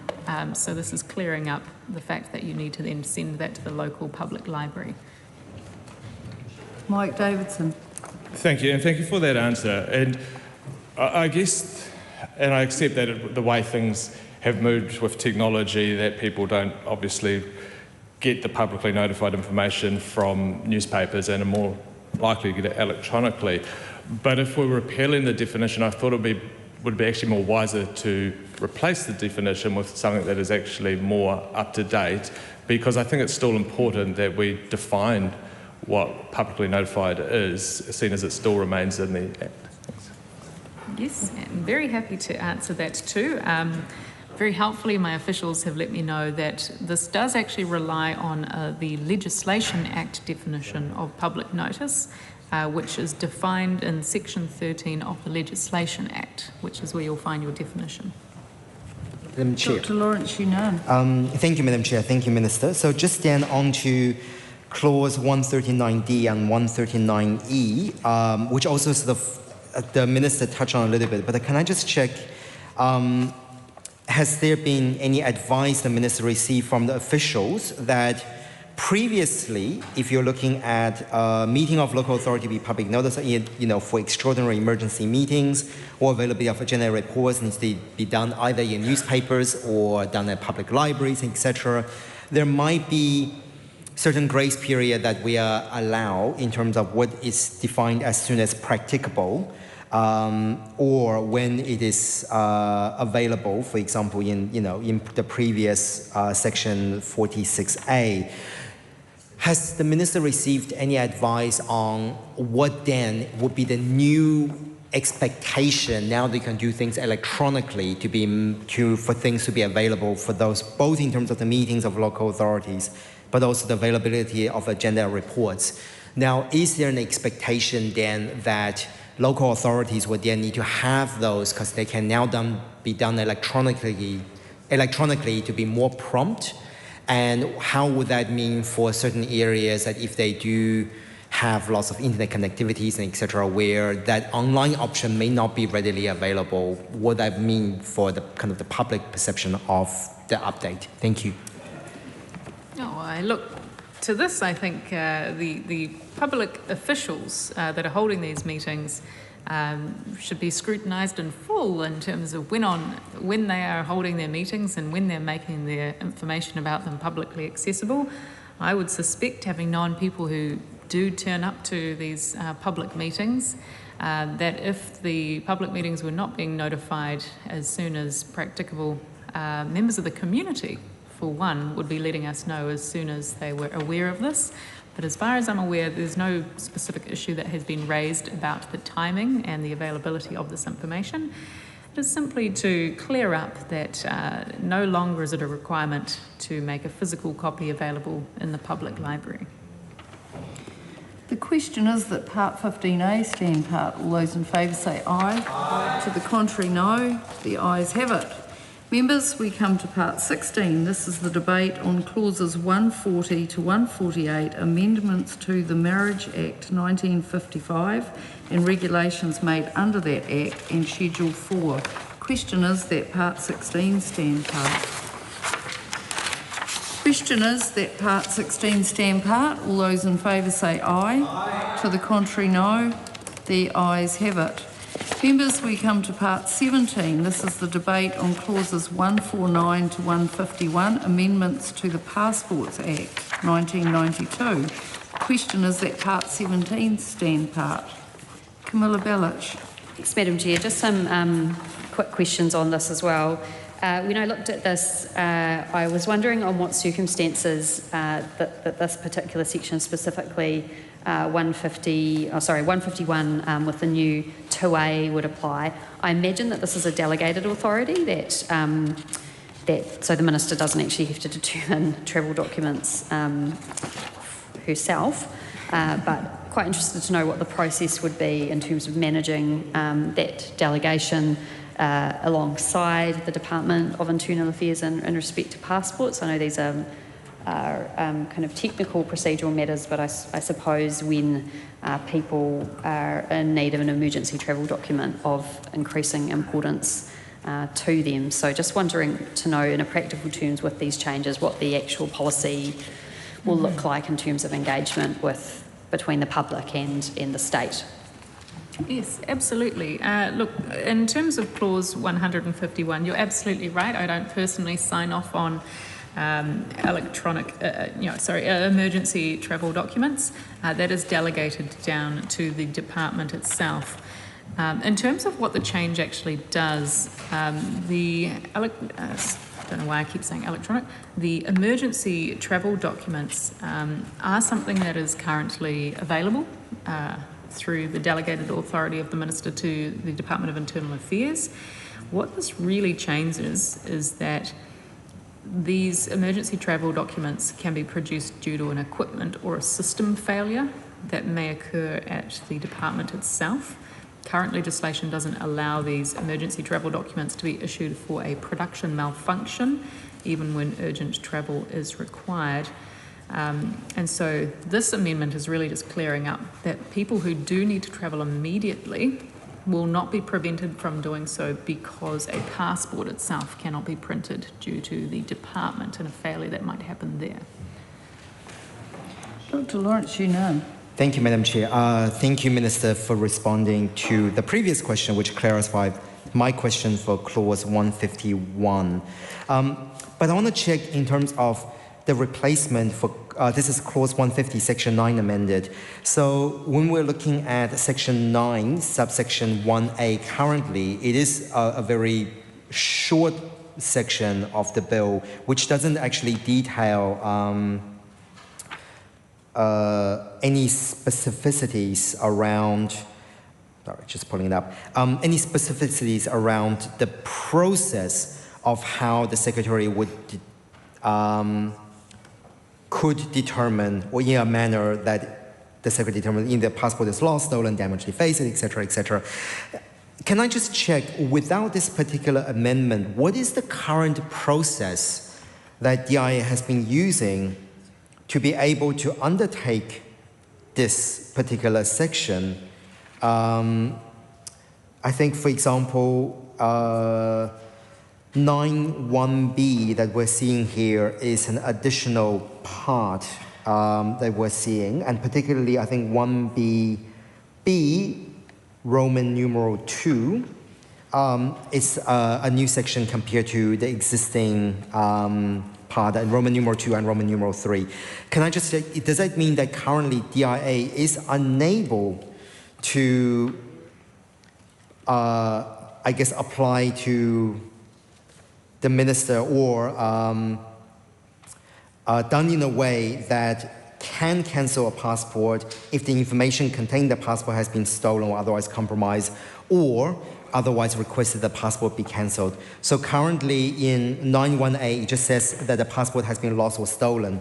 So are those the other two options currently not available to anyone who applied to DIA to cancel their passport? Is that my understanding? Is that the correct understanding? So, yes, so at the moment, look, and I don't want to go into too much of the technical detail of how the passport works in case someone who's trying to get around the law figures out new things about passport security. But the way that the law itself actually works is that there is already a process in the Act for cancellation on other grounds. And so a person themselves can apply to have their passport themselves cancelled. And they make a declaration before that decision is made. What this is really changing is that, unfortunately, there have been some series of data breaches. And a clear example of this is in 2022 when an Australian telecommunications company suffered a data breach that affected millions of customers, and passport numbers were illegally obtained through that data breach, which could have been quite harmful to New Zealand citizens with those sorts of passports and the specific numbers attached to them being used on fraudulent grounds. And this allows the minister, rather than the individual involved, to apply to have all of those passports cancelled.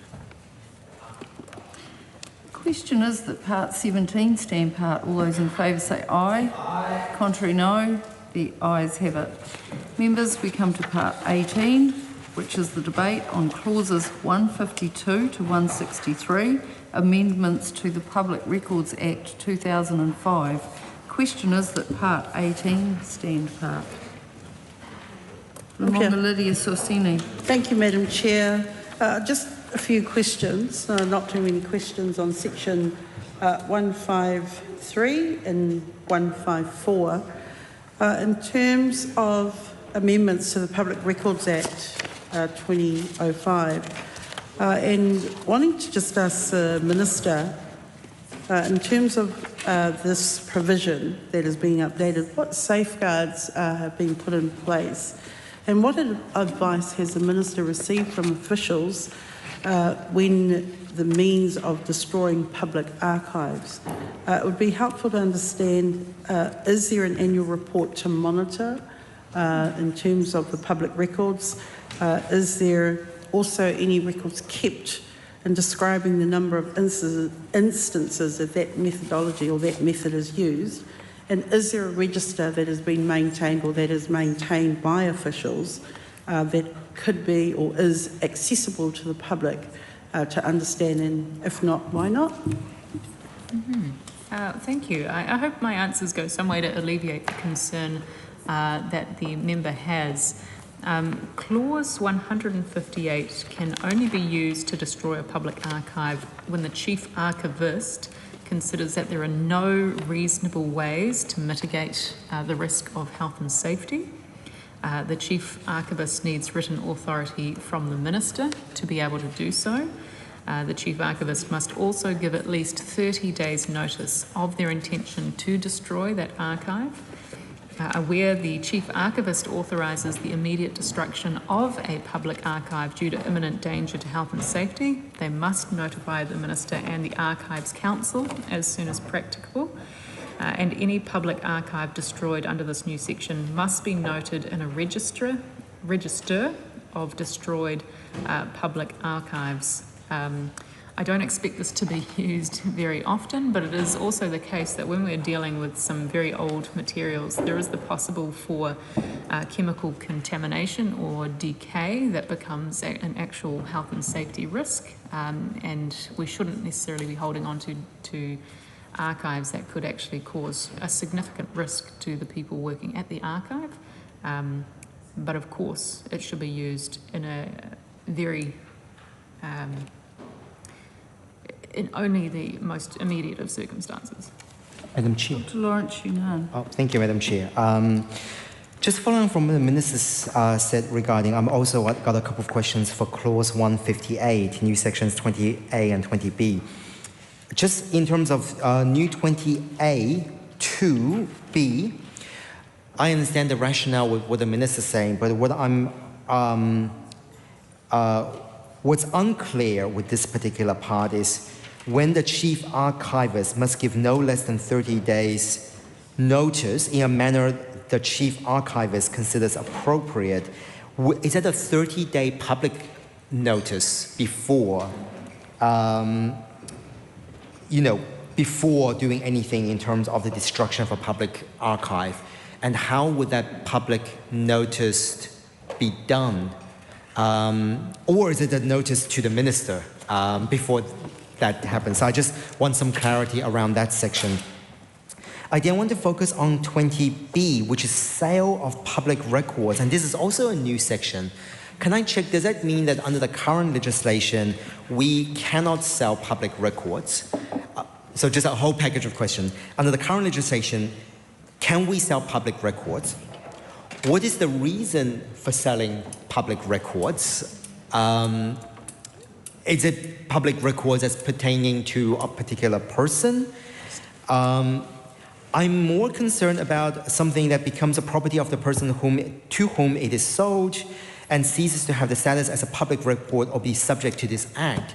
What about if you're selling a copy of a public record? So I guess in some ways, I mean, this might not be relevant to the Public Records Act, but let's say you've got a land document that's technically considered about a particular property, etc., CV, QV, and all of those.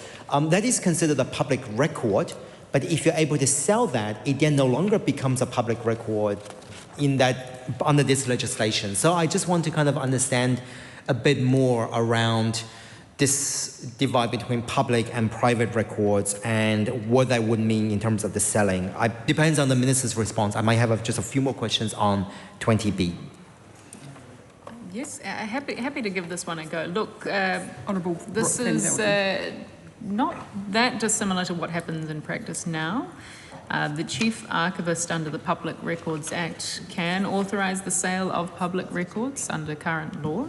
However, what is silent at the moment is what happens to the Public Records Act obligations associated with those records once they are sold. And this means that the requirements of the Public Records Act remain in place after the sale for both the purchaser and the Chief Archivist, which creates an issue where sold records are then subject to both private property rights as well as Public Record Act obligations at the exact same time. And so this is clarifying that once a public record is sold, it becomes the purchaser's property and no longer falls under the Public Records Act. In terms of the earlier contribution about would the 30-day notice be a public notice or a notice to the minister? Yes, it is for a public notice, notified on a website, and the minister would be updated of that public notice being made. Lawrence Sunan. Thank you, Minister. Just to kind of follow up on that, I understand what the Minister is saying, that there's now a bit of a grey area where something is both public and private at the same time after the sale.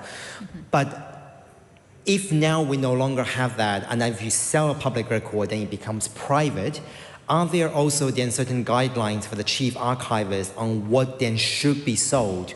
Because then if the public archivist can sell any public record to any private person, and then now once it's sold, it no longer is public and only private, surely there might be criteria on that, which currently may not exist because currently they're both public and private, but under this legislation, there won't be any more.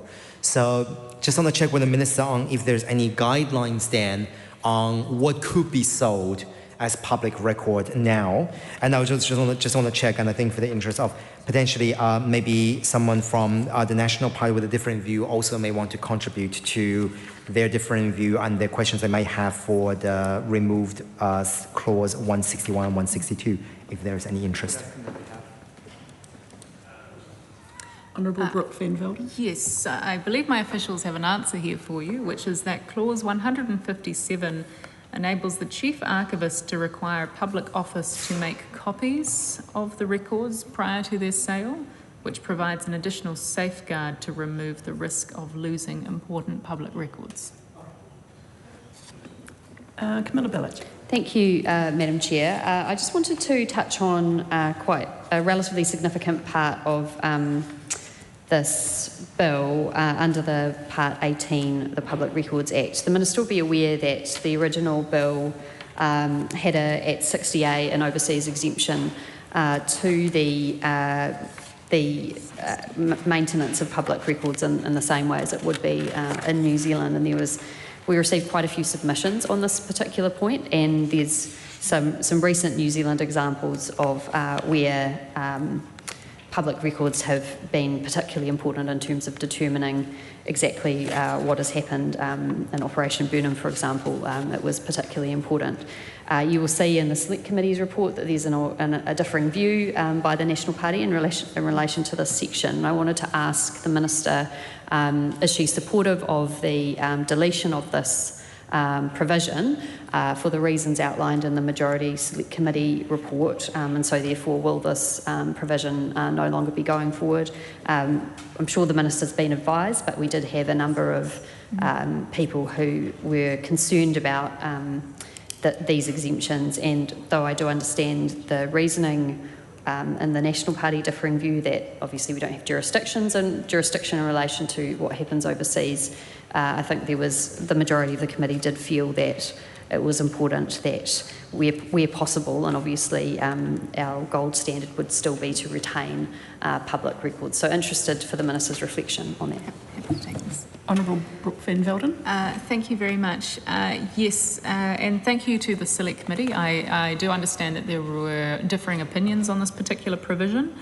One of the reasons why I support the removal of this particular clause that the Select Committee is also supporting the removal of is the fact that it became a much more contentious clause in this bill than I ever anticipated in its introduction. The purpose of this bill overall is to make minor and technical changes rather than political changes under the law, and so for that purpose I believe it is actually beneficial to remove it, and if there was to be a larger form debate rather than using a clearing up method, which is this bill, I think that would be the appropriate avenue to have that discussion on whether or not that exemption should move forward. The question is that Part 18 stand part. All those in favour, please say aye. Aye. To the contrary, no.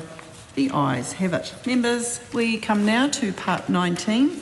This is debate on clauses 164 to 167, amendments to the Reserves and Other Lands Disposal and Public Bodies Empowering Act 1915, and Part 4 of Schedule 5. The question is that Part 19 stand part.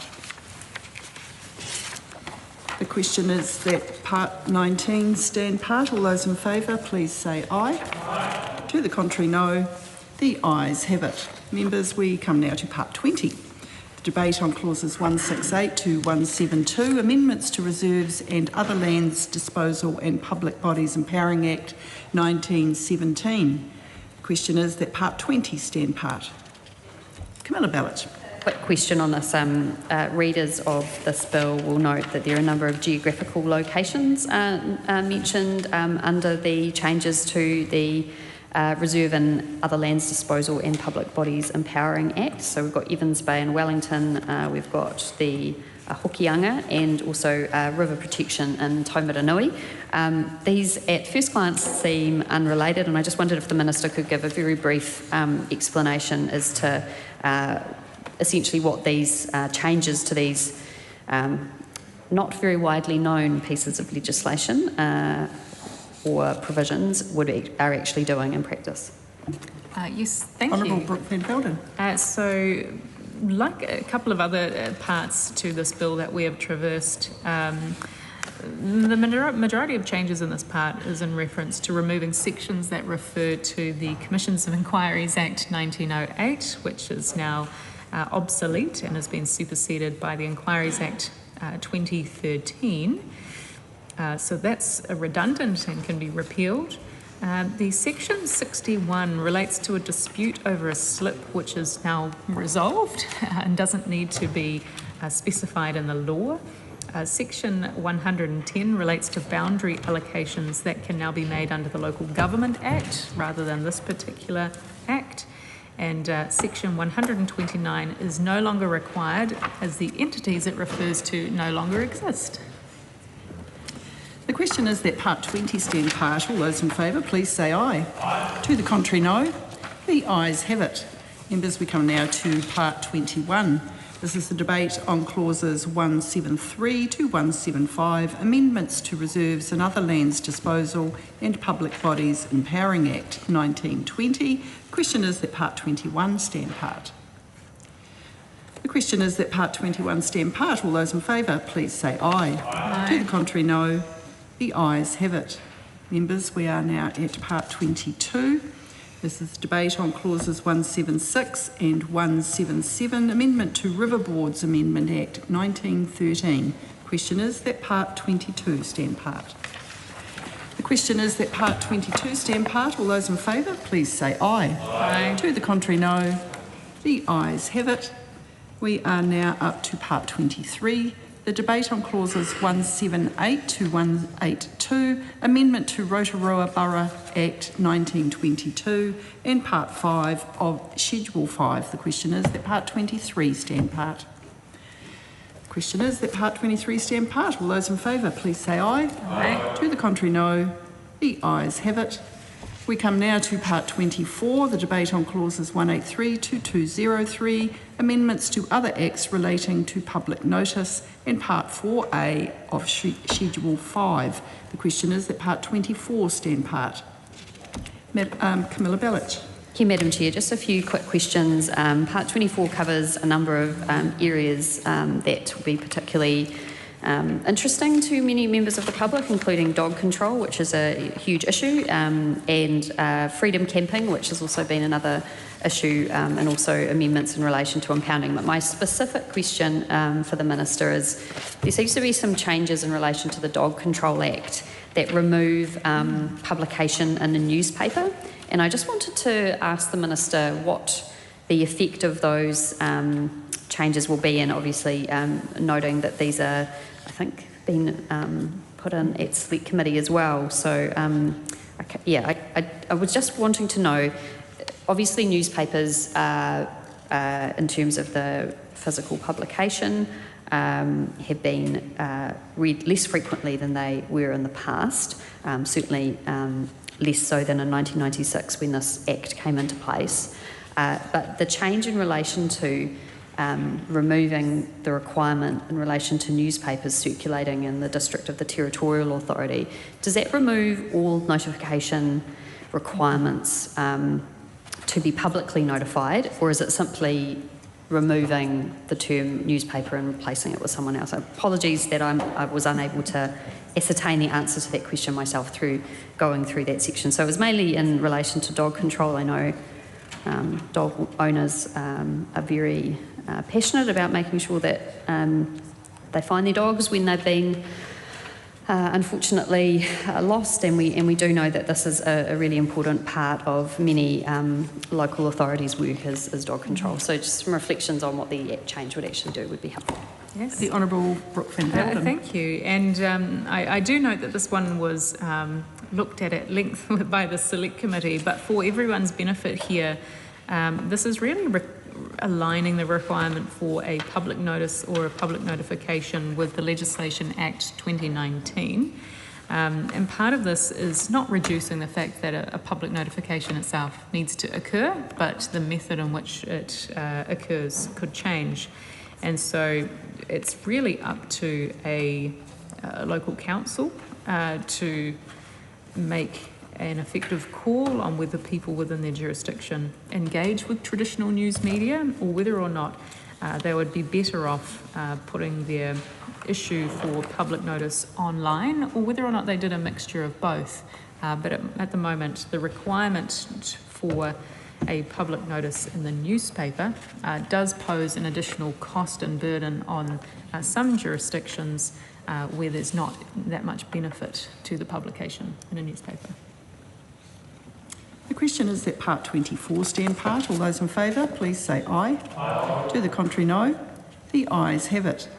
The question is that Schedule 1 stand part. All those in favour, please say aye. Aye. To the contrary, no. The ayes have it. The question is that Schedule 2 stand part. All those in favour, please say aye. Aye. To the contrary, no. The ayes have it. Schedule 2A. The question is that Schedule 2A stand part. All those in favour, please say aye. Aye. To the contrary, no. The ayes have it. The question is that Schedule 3 stand part. All those in favour, please say aye. Aye. To the contrary, no. The ayes have it. Schedule 3A. The question is that Schedule 3A stand part. All those in favour, please say aye. Aye. To the contrary, no. The ayes have it. The question is that Schedule 4 stand part. All those in favour, please say aye. Aye. To the contrary, no. The ayes have it. The question is that Schedule 5 stand part. All those in favour, please say aye. Aye. To the contrary, no. The ayes have it. Members, we come now to our final debate. This is clauses 1 and 2, title and commencement. The question is that clause 1 stand part. All those in favour, please say aye. Aye. To the contrary, no. The ayes have it. The question is that clause 2 stand part. All those in favour, please say aye. Aye. To the contrary, no. The ayes have it. I will report this bill without amendment presently. Thank you. Members, we come now to the Regulatory Systems Internal Affairs Amendment Bill. No. No? That's not. Stuck in that quick sheet, Madam Chair. Oh, you finished your tab? Yep. Okay. Excuse me. Members, we come now to the Credit Contracts and Consumer Finance Amendment Bill. We start with Part 1, which is the debate on clauses 3 to 49, amendments to Credit Contracts and Consumer Finance Act 2003, and Schedules 1 and 2. The question is that Part 1 stand part. The question is that the Minister's amendments to Part 1 set out on AP number 505 be agreed to. All those in favour, please say aye. Aye. To the contrary, no. The ayes have it. A party vote is called for, Madam Clerk.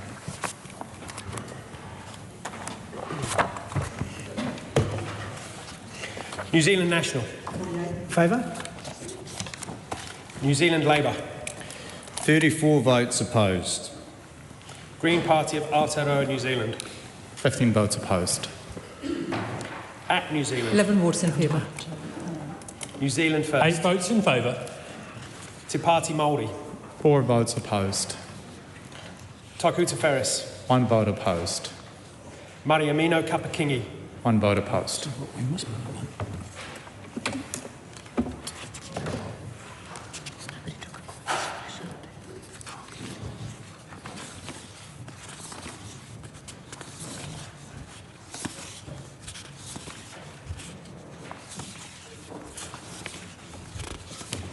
Members, the ayes are 67, the noes are 55. The question is agreed to.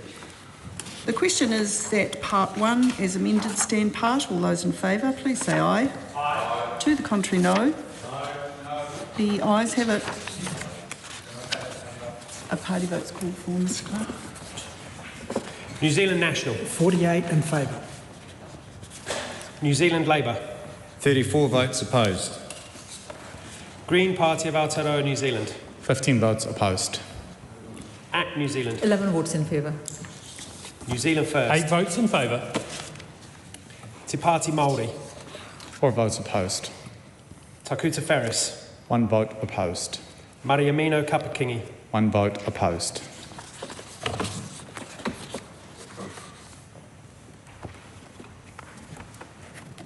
Members, the ayes are 67, the noes are 55. The question is agreed to. We come now to Part 2, which is the debate on clauses 50 to 59, amendments to Financial Markets Conduct Act 2013 and Schedule 3. The question is that Part 2 stand part. Arana Williams. Thank you, Madam Chair. I want to ask the Minister a few questions on this part, which is in the context of an act which makes changes to not only the way that the regime for administering prudential conduct and conduct within financial institutions will work, but also the role of the FMA. This is an important part of the Act because it will maintain prudential oversight and oversight of actual conduct within those institutions which are meant to administer financial services and credit to consumers. My first question is really about the choices that have been made to move some of the conduct functions over to the FMCA. There is a considerable interest in this because it is going on alongside reorganisation of the Commerce Commission. It also walks back some of the consumer protections that were introduced by Labor government and then were further amended at the end of the Labor government and then further amends those. That was in response to industry feedback that those sort of prudential and conduct requirements had gone too far.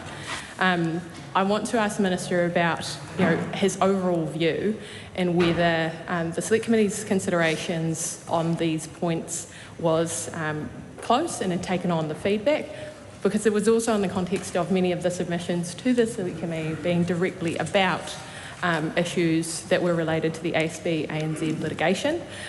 He will remember in his time as the chair of that committee that many of those submissions were about that particular point, and so we constantly had to ask officials and delve deeper into what the actual changes for the FMCA would mean. It put the committee in a difficult position because it was very difficult to draw out some of the industry feedback and some of the consumer representative feedback about what those changes would mean. So at a high level, I want to start there, particularly invite him to make some comments around the changes from the last government that were introduced in 2020 versus 2022 around these changes, and then how his changes perhaps go further than those 2022 walkbacks. That those 2022 changes were in response to pretty widespread and widely commented upon rules that the lenders at all levels of the financial market said were getting in the way of making easy consumer loans. So I'm interested in whether he can clarify for us the intention of further changing the FMA's power in responding to financial conduct in the market. We'll also get into some questions around the FMA's powers of designation that arise in this part, but I'll invite him to take that. Thank you, Madam. The Honourable Cameron Brewer. Thank you, Madam Chair.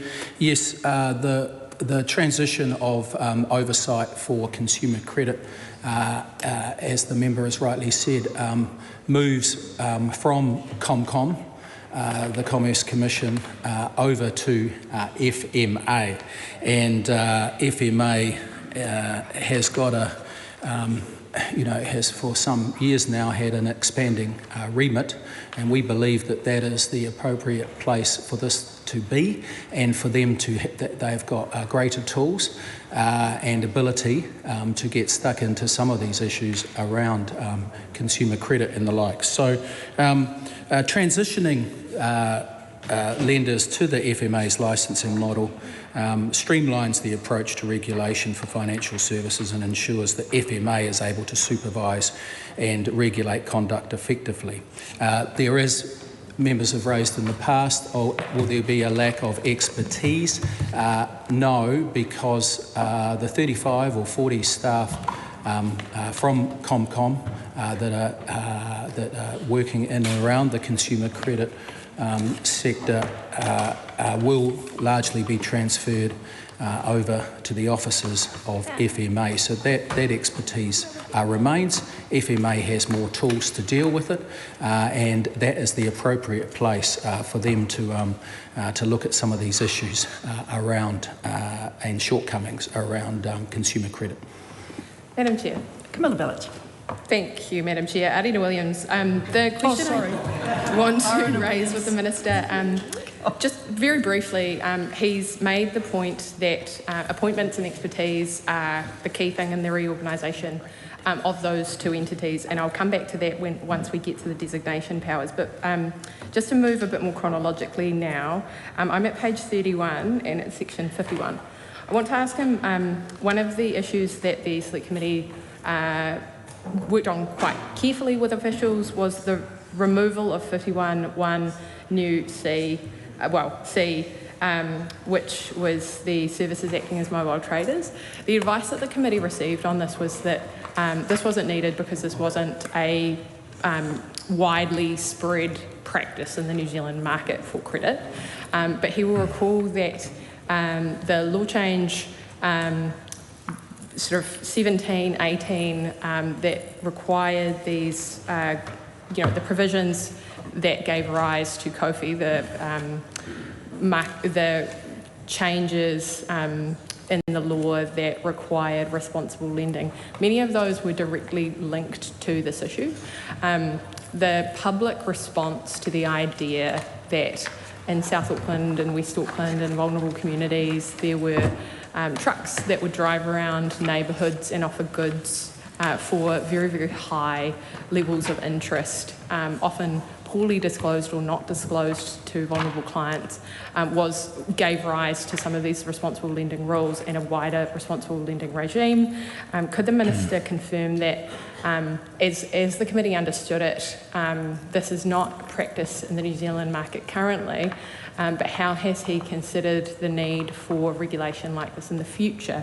And I ask him that because just even in the last year, with the changes that were made in 2022, and I'm not having a political go at him about this because this was not his government, the changes that have been made to responsible lending have changed the practice of neighbourhood lenders, small credit companies setting up shop in your local town square, perhaps next to the bakery, next to the hairdresser, next to small vegetable and fruit retailers, offering credit loans which are above 20%, are much higher than the personal loan rate at a bank or indeed a credit card.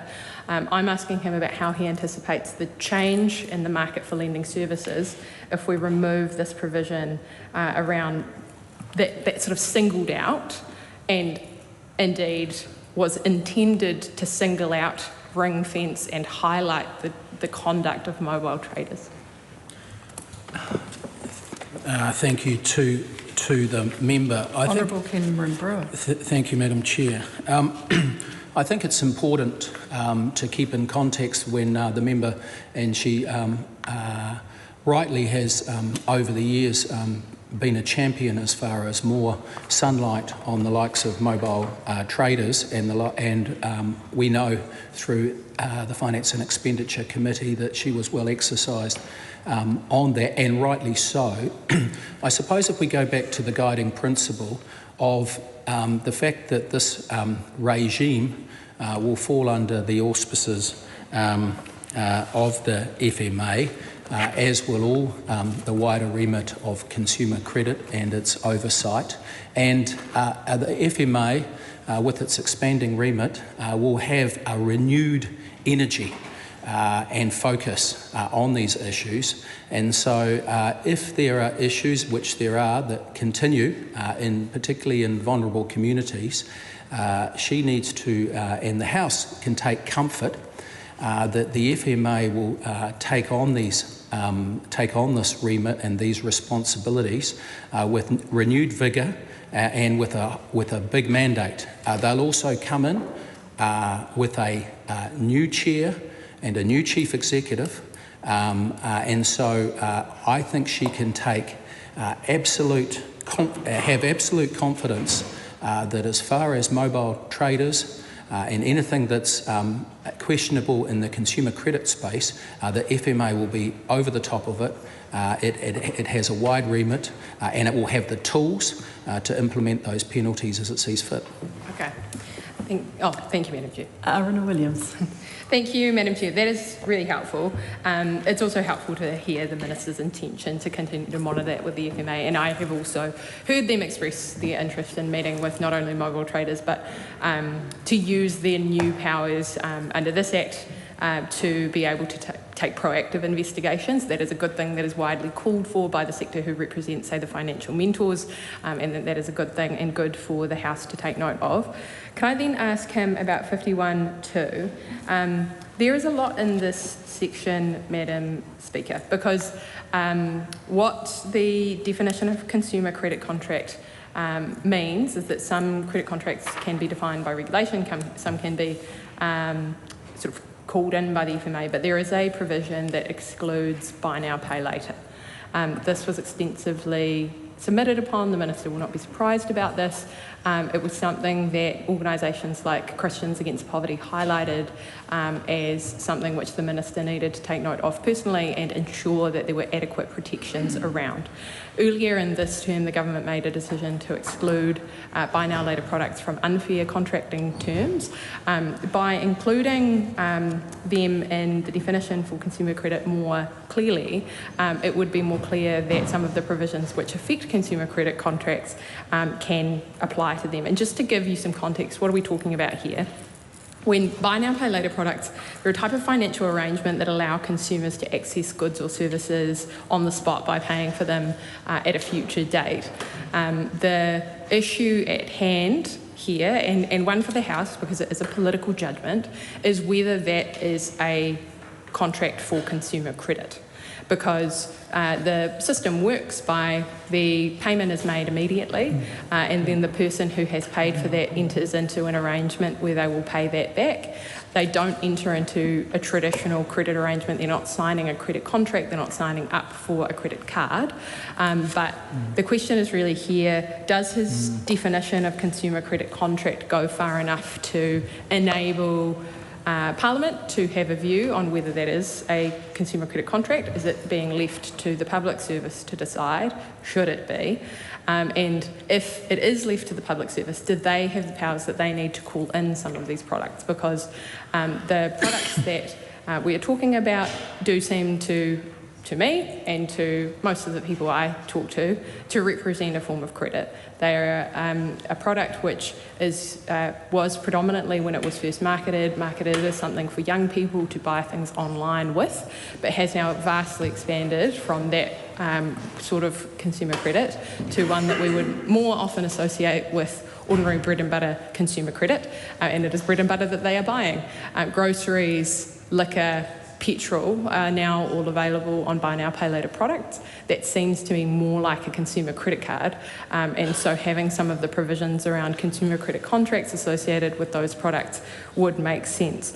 I want to also ask the Minister about the October 2022 Cabinet decisions to bring buy now, pay later contracts within the CCCFA, and whether that will be given effect to by this, because that was an important decision. There has been some back and forth, particularly around the status of the products offered by Zip Afterpay, particularly in the New Zealand market because they have a growing market share.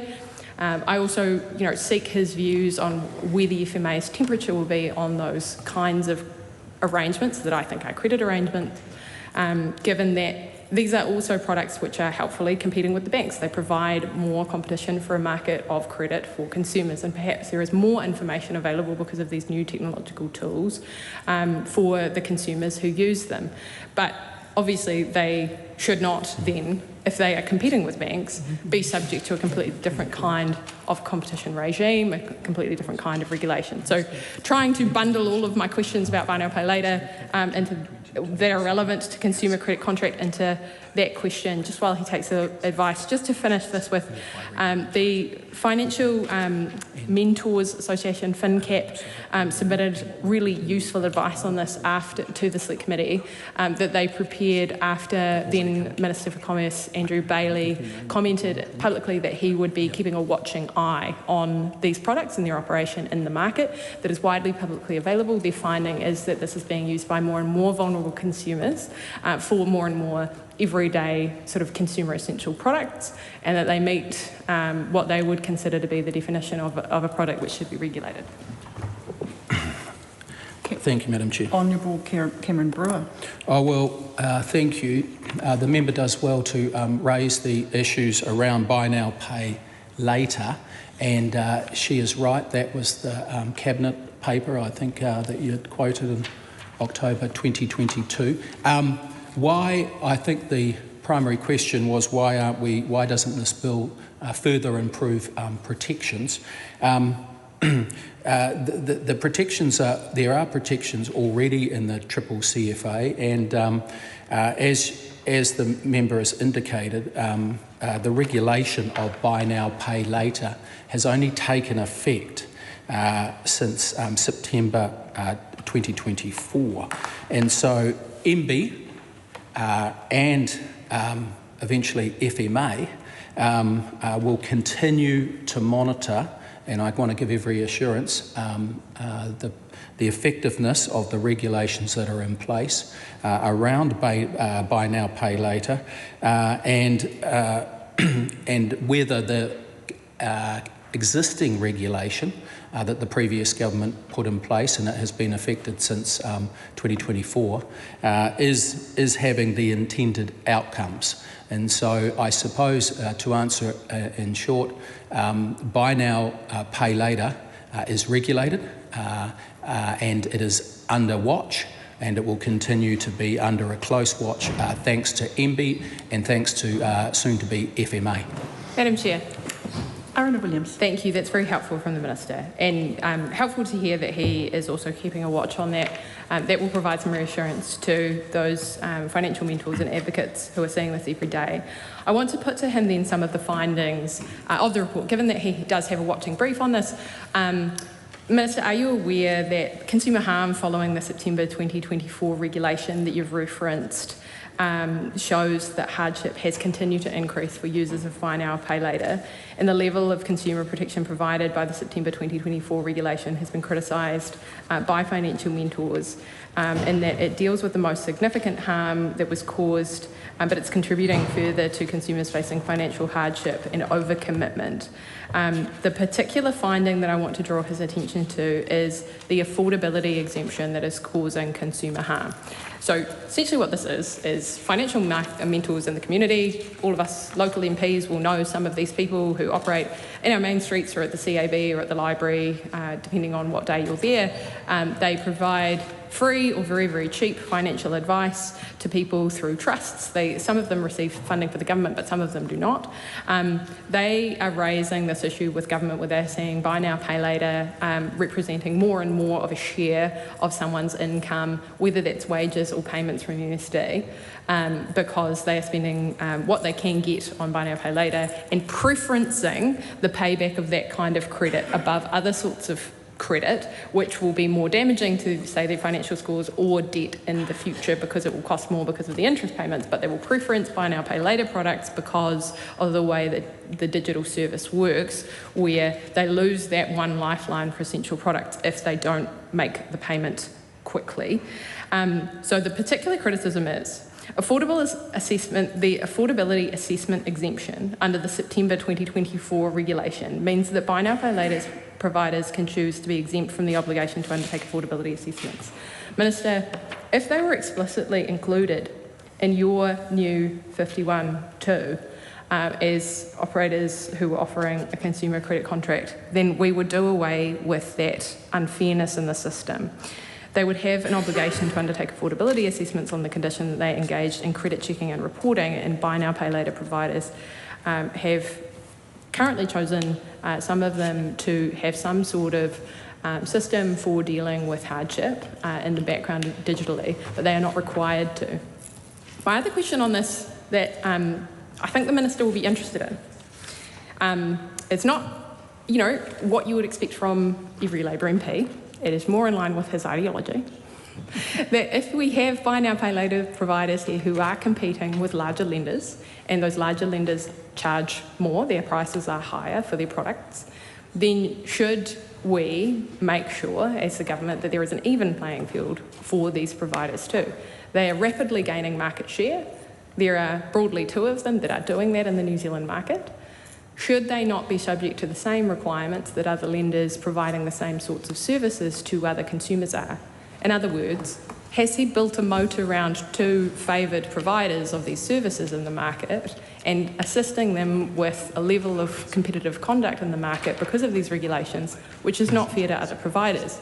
Is it fair that small lenders in the market who deal with these very vulnerable consumers that are subject to the fairness checks, to the affordability checks, and are doing everything in their opinion right, are competing with them.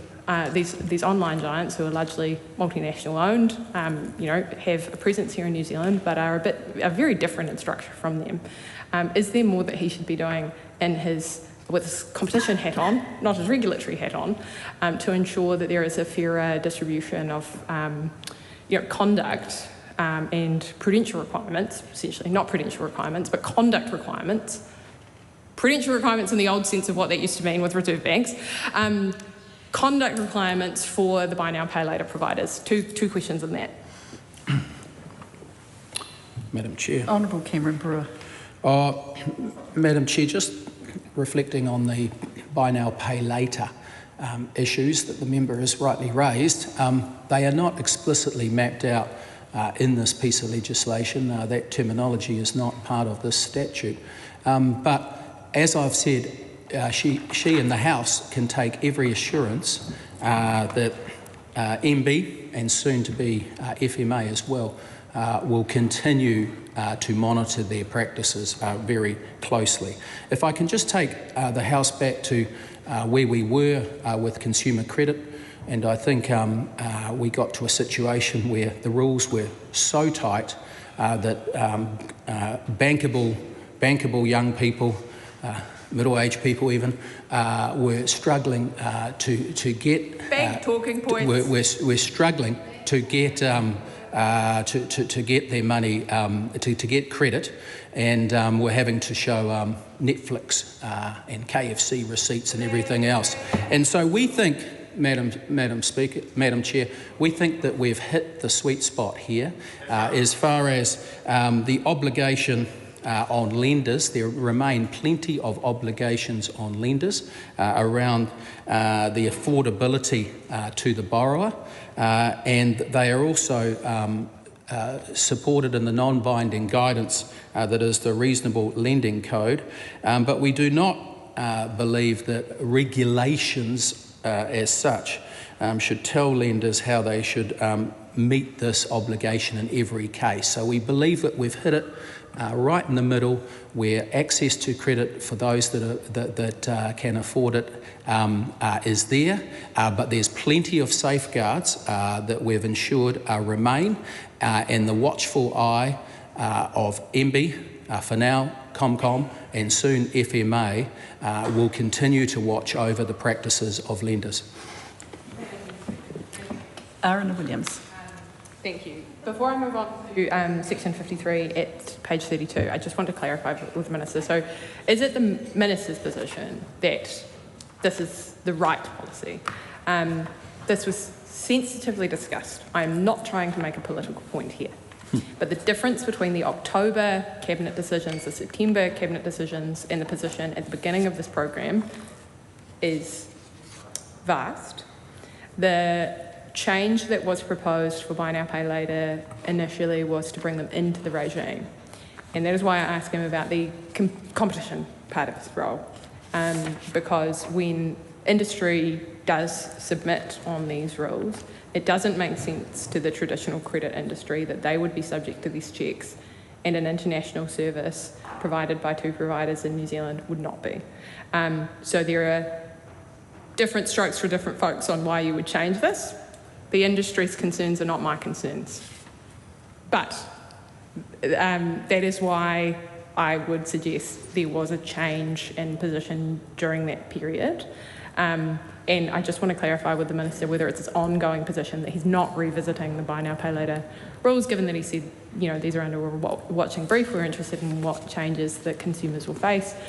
This does make a difference. There is some uncertainty in the market at the moment around how the unfair contracting terms and affordability provisions will continue to affect this, because it's growing. More and more of us will experience using buy now, pay later services and non-traditional credit lines like this. It's not just buy now, pay later, it'll be the next thing in a minute. So we must make sure that our provisions are future-proofed. All right, I'll move on to section 53. I just want to clarify with the Minister, this was something that was back and forth, and we didn't have the benefit of submissions on this point.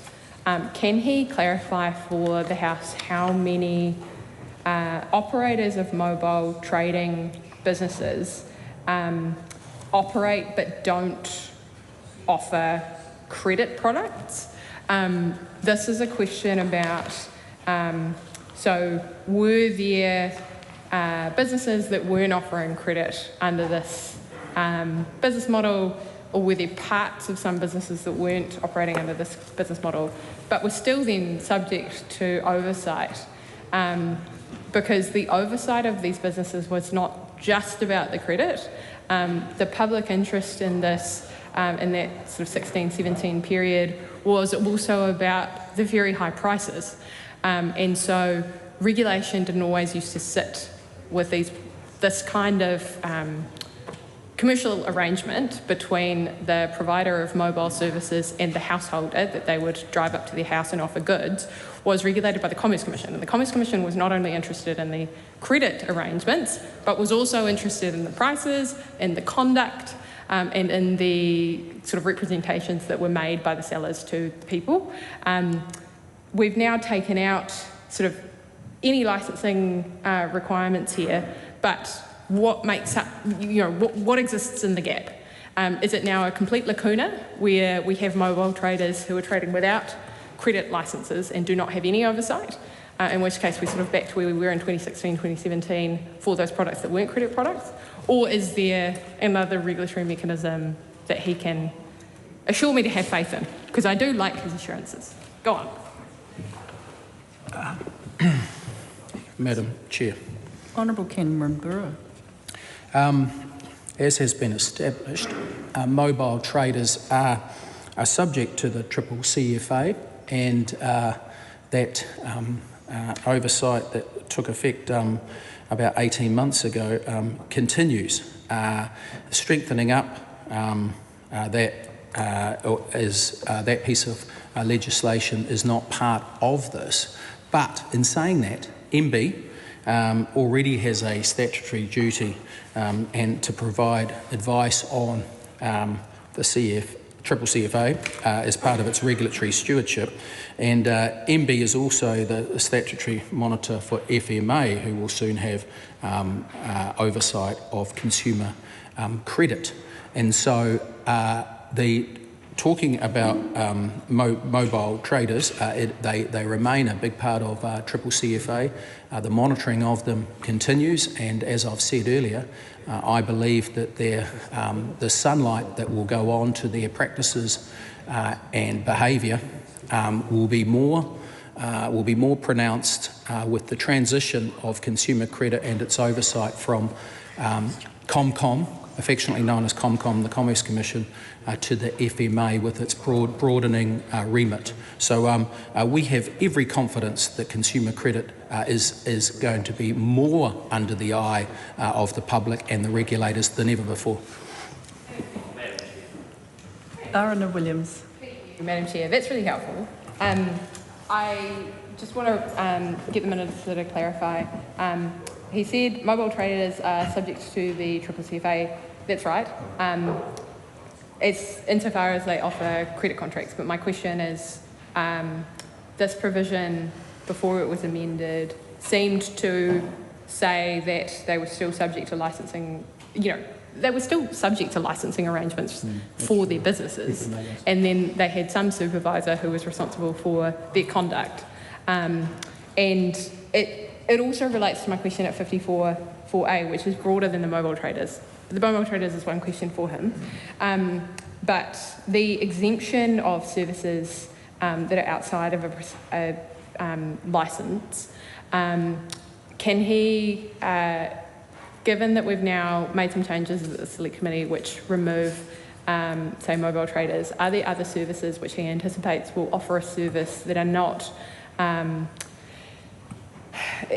within the regime of the CCCFA, so they're not credit contracts, but they are a service that is provided, or an insurance contract, because, say, a business like a vehicle seller will be subject to licensing arrangements, both for its insurance and for its lending side of the business. But is there a... What is he thinking of when we've removed the mobile traders? What sort of businesses is he intending to have services that are exempted? Or is that now superfluous that mobile traders have been removed in their entirety from this part? And it would be helpful to, this was one of the things, Madam Chair, that didn't have the benefit of being submitted on at the service level, but is, particularly important to, say, the financial mentors when they are seeing the effect of this from the market completely changing away from mobile traders, but now the re-emergence of corner store lenders. And not only corner store lenders, but businesses that have built in credit to their line of sales, like, say, the car sales and particularly the small car sales yards, which use a range of different techniques to upsell credit to consumers alongside the things that they're actually buying, and not just loans for the cars, but also things for particular services that give the whole transaction a much greater cost. One example for the Minister was very recently I helped a constituent who, over the life cycle of her vehicle, were she to pay the entire cost of the vehicle, the car that was a $7,000 car would have cost her about $30,000. That very simply didn't seem to meet the requirements. We were able to enlist the help of a financial mentor to help deal with that, but that's lending products and insurance products being sold on top. Is there another sort of service that he is intending to exempt in 4A? Madam Chair. The Honourable Cameron Brewer. Well, just to reiterate, and that mobile traders continue to be subject to the CCCFA, and they will also be part of the FMA's licensing regime as well, and given that they will be treated formally as lenders. The mobile traders that we know of provide credit contracts, and so when one provides credit contracts, they are regulated. And so I again want to give every assurance to the member that my role is a double-edged sword. It's Minister, some see it as contradictory almost, but Minister of Commerce and Minister of Consumer Affairs, and she needs, the member and the House can take every assurance that we, this administration, are all about finding a sweet spot when it comes to lending and borrowing, where those that can afford to borrow and are bankable can access credit, but those that are out there in the marketplace and exerting predatory behaviour, that we have got the tools required and the oversight required to unleash fury on them if they are caught to be breaching their responsibilities. And the FMA, under a new chair and under a new chief executive in 2027, will be looking at this widely, and they have every intent, they tell me, to be taking their consumer credit watchdog responsibilities very, very seriously, and you will see the profile of consumer credit under FMA and the resource of consumer credit oversight only grow. And as we, as we continue in these difficult post-Iranian war, current Iranian war environment, and all the inflation and all the pressures, cost of living pressures that many have found themselves under. So we have every confidence these people will continue to be protected as they should be. Brian Hamilton. I move that debate on this question now close. I think there's a couple more clauses to cover. Arana Williams. Thank you, Madam Chair. Just moving to 56A, I'm at page 33, middle of the page. Just the removal of the repeal of section 5064. The Minister made an announcement recently at the competition conference in Auckland about increasing penalties for conduct.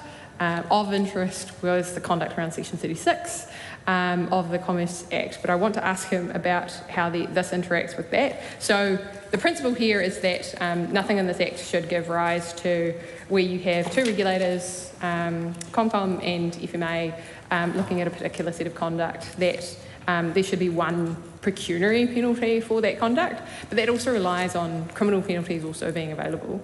I want to ask him how whether this provision in this bill that's before the House now was considered in light of proposed changes to other pecuniary penalties. Stacking penalties, which our regime doesn't do and didn't do at this time when he repealed this, is a feature of other law, like say the EU competition law, where penalties are much higher, which we could have used as a model, and indeed much of his vision for fair trading penalties seems to draw on. Is this the right temperature? Is this in line with his temperature now, where we don't have stacking penalties and have explicitly changed the way that penalties will work? Stacking penalties, just for clarification, is where a corporate entity has engaged in antitrust conduct. They've been found to be liable for both civil penalties and for criminal penalties, or for pecuniary penalties that are payable to the state. In jurisdictions like Europe and the UK, they stack up. So you might be liable for one sort of antitrust offence, for a number of different penalties that will result in the tens of millions of dollars of penalties, or in the case of Google in Ireland, $6 billion payable to the state, which was more than their corporate tax take over several years. So the size of the penalties and the stacking is an important question here. That seemed to be where the Minister was going, so I wanted to clarify whether that's this provision is in line with that, and whether he considered the penalties that the CCCFA gives rise to in this Act, which was drafted before his time as a Minister, whether he had advice on whether he could increase the penalties in line with his other increases in the penalties in the Fair Trading Act.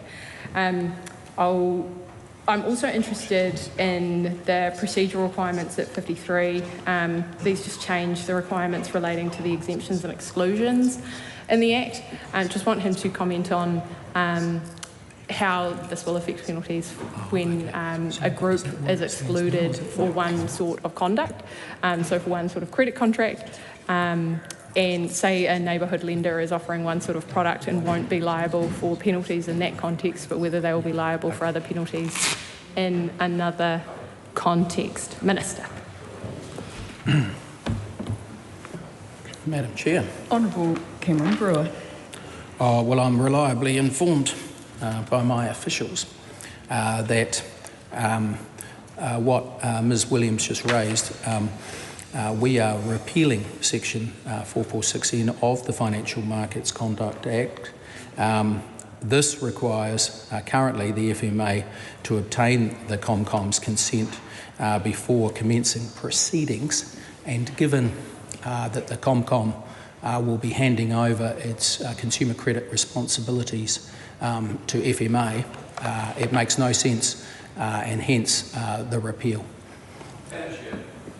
Ryan Hamilton. On this question now close. The question is that debate on this question now close. All those in favour, please say aye. Aye. To the contrary, no. Aye. The ayes have it. Party vote, please, Mr Clark. New Zealand National. 48 votes in favour. New Zealand Labour. 34 votes opposed. Green Party of Aotearoa, New Zealand. 15 votes opposed. At New Zealand. 11 in favour. New Zealand First. 8 votes in favour. Te Pāti Māori. 4 votes opposed. Takuta Ferris. 1 vote opposed. Mariamino Kapakingi. 1 vote opposed.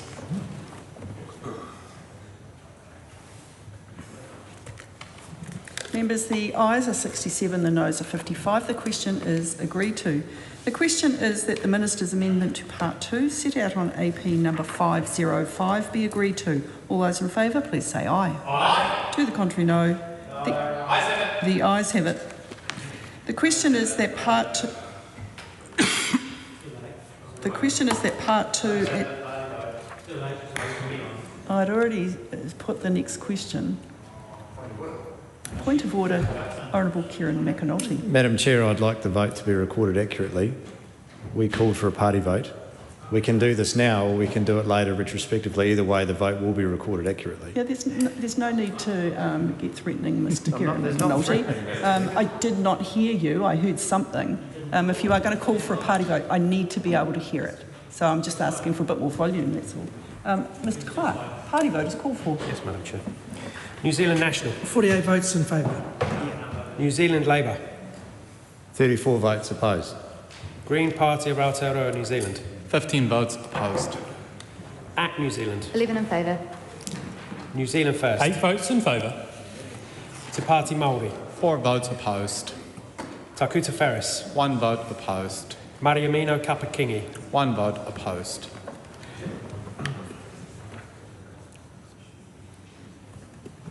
The ayes are 67, the noes are 55. The question is agreed to. The question is that Part 2, as amended, stand part. All those in favour, please say aye. Aye. To the contrary, no. The ayes have it. A party vote is called for. New Zealand National. 48 votes in favour. New Zealand Labour. 34 votes opposed. Green Party of Aotearoa, New Zealand. 15 votes opposed. ACT New Zealand. 11 votes in favour. New Zealand First. 8 votes in favour. Te Pāti Māori. 4 votes opposed. Takuta Ferris. 1 vote opposed. Mariamino Kapakingi. 1 vote opposed.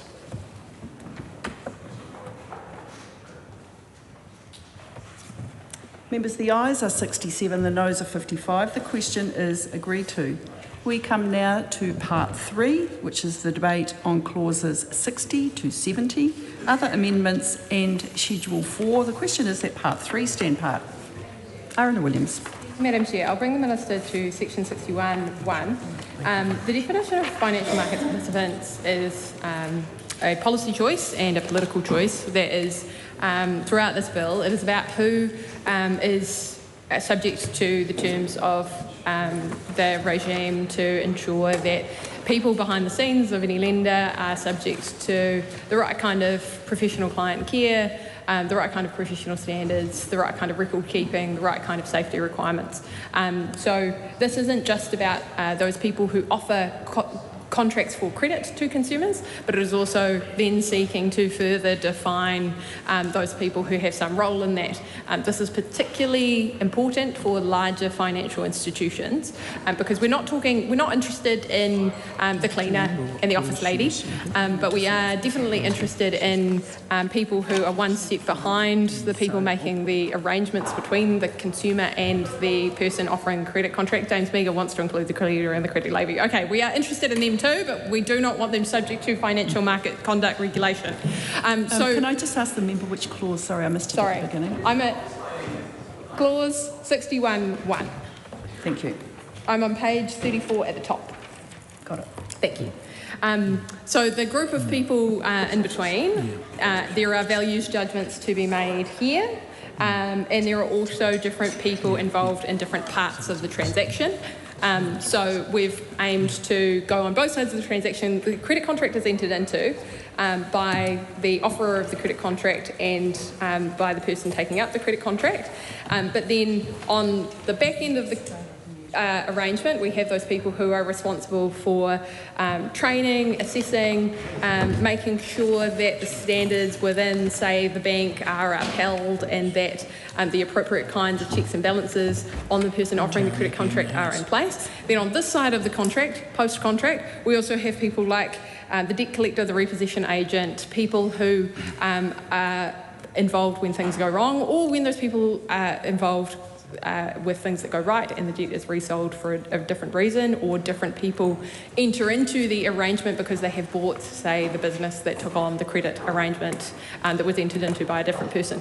All of those people are intended to be captured by the Minister's definition. But I want to ask him, this is a reasonably significant policy choice.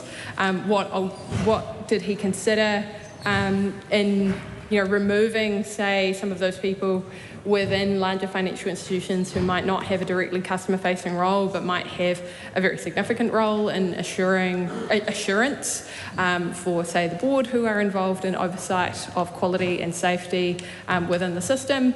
Those people are excluded. Also, the people on this end in say, a repossession context, you have a number of people who might be considered to be involved in the life cycle of the consumer credit contract who don't seem to be captured by this definition.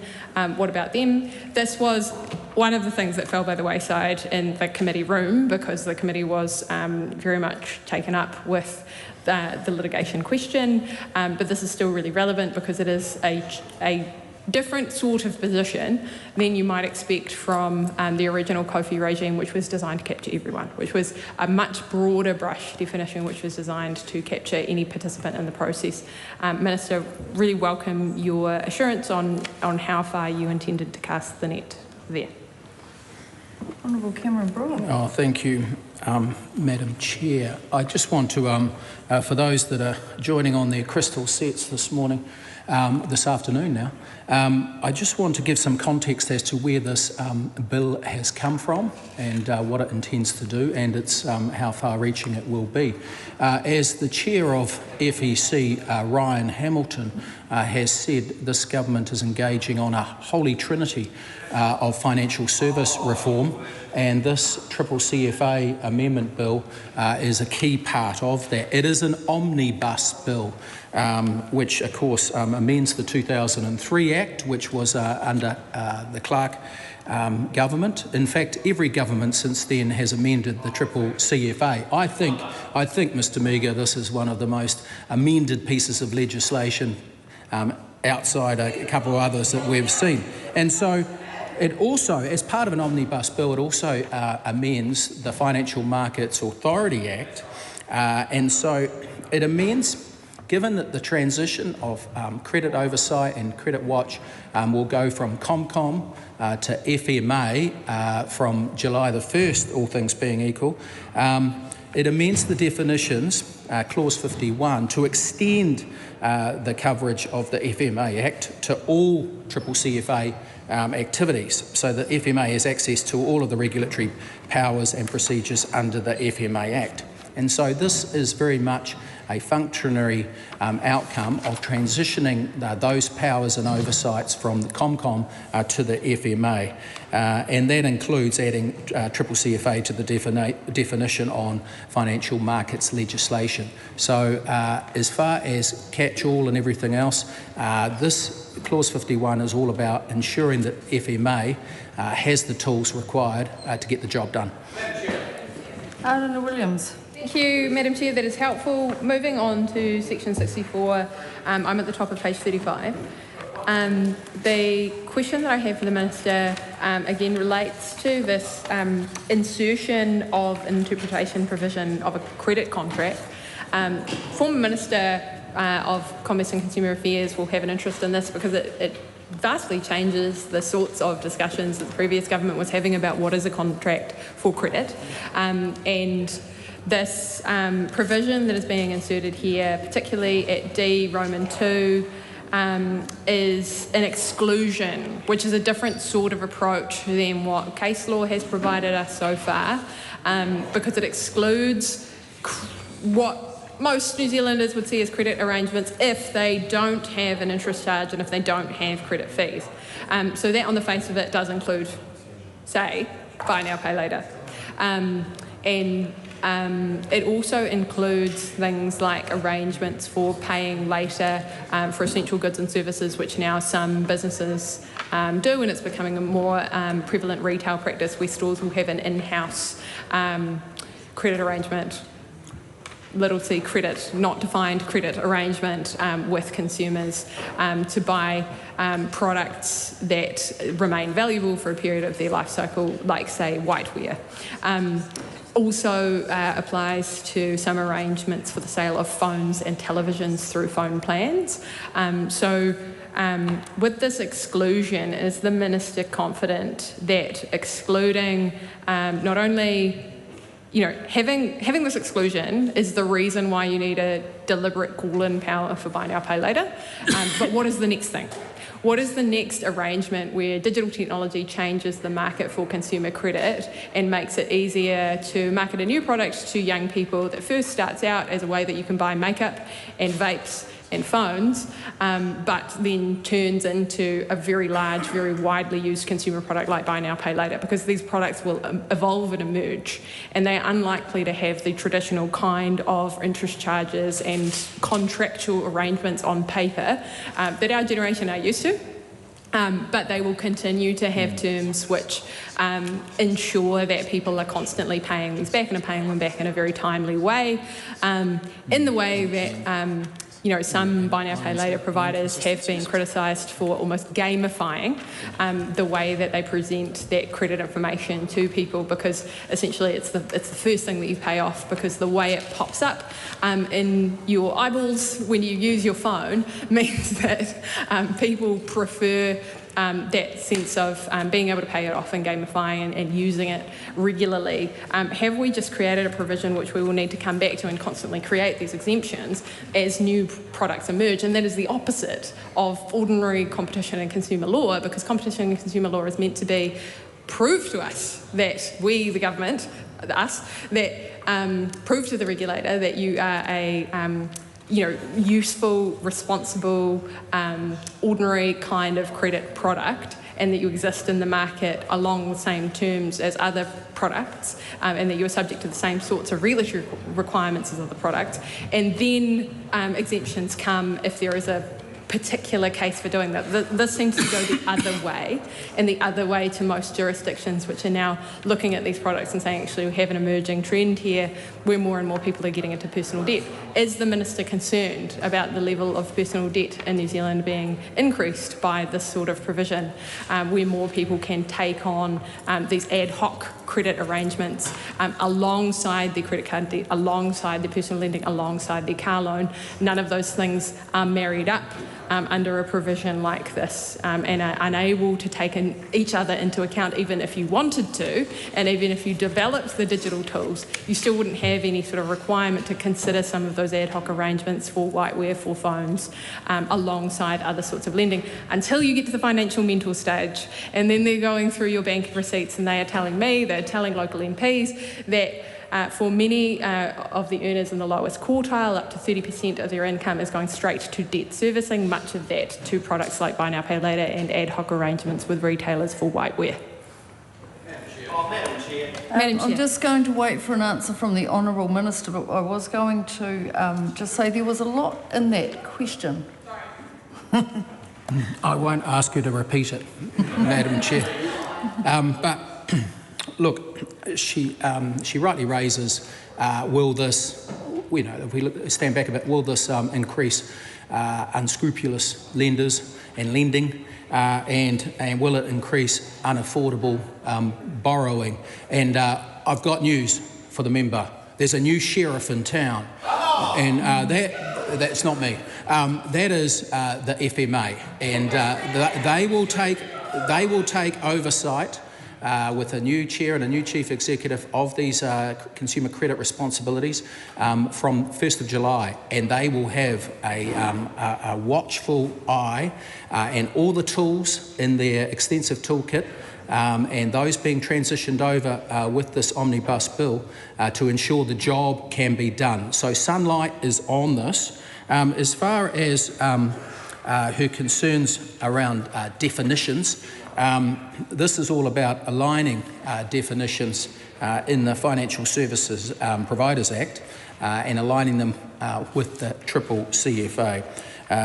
The replaced, as per clause 64 that she referred to, what that amendment does is the replaced part of this definition irons out some inconsistencies with how credit contracts are defined under the triple CFA.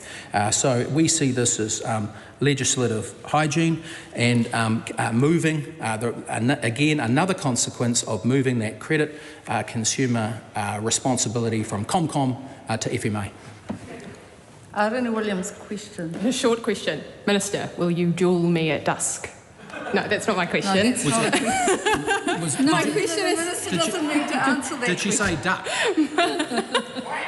My question is about the consequential amendments. I'm at section 17. I'm struggling to hear the actual question now. I am at page 35 Section 70, I just want to ask him about the consequential amendments to do with this part. The arrangements between ComCom and FMA mean, as was rightly pointed out, that licensing will fall to the FMA. I just want to ask him, for those holders of licensing arrangements with another regulator who fall under the ambit now of FMA, what is the status of the licences? What is the status of their other arrangements? Is this do they fall away? Are they still in operation? What is the mechanism by which the Minister intends to notify people who are moving to FMA as their primary regulator? They will only need one licence under his new regime, which is a good thing. So how will they, how will it be clear to holders of old licences that they have new provisions that apply to them? The consequential amendments set out in this Act don't have any specific arrangements for the applicability of licences going forward, so this must be either something which is going to be dealt with in regulations, because licences are a creature of secondary legislation. So could he just confirm what is the status as soon as this Act comes into law for those licences that no longer apply and no longer have legal effect? Just while the Minister is taking some advice, the relevance of this is because a move to a single licensing regime is also part of the wider reforms here. It is quite a big change for some of these providers of services. The biggest change will be for some of the smallest providers, though. People who offer these types of credit contracts as one-man band car dealerships will be some of the ones that go from having 5 licences to 1. So a regime where a piece of legal documentation which was duly enforced and ceases to be enforced is something that will be relevant to those holders, especially because many of them small business owners who are not going to be checking their messages from MB. Honourable Minister. Oh, thank you, Madam Chair.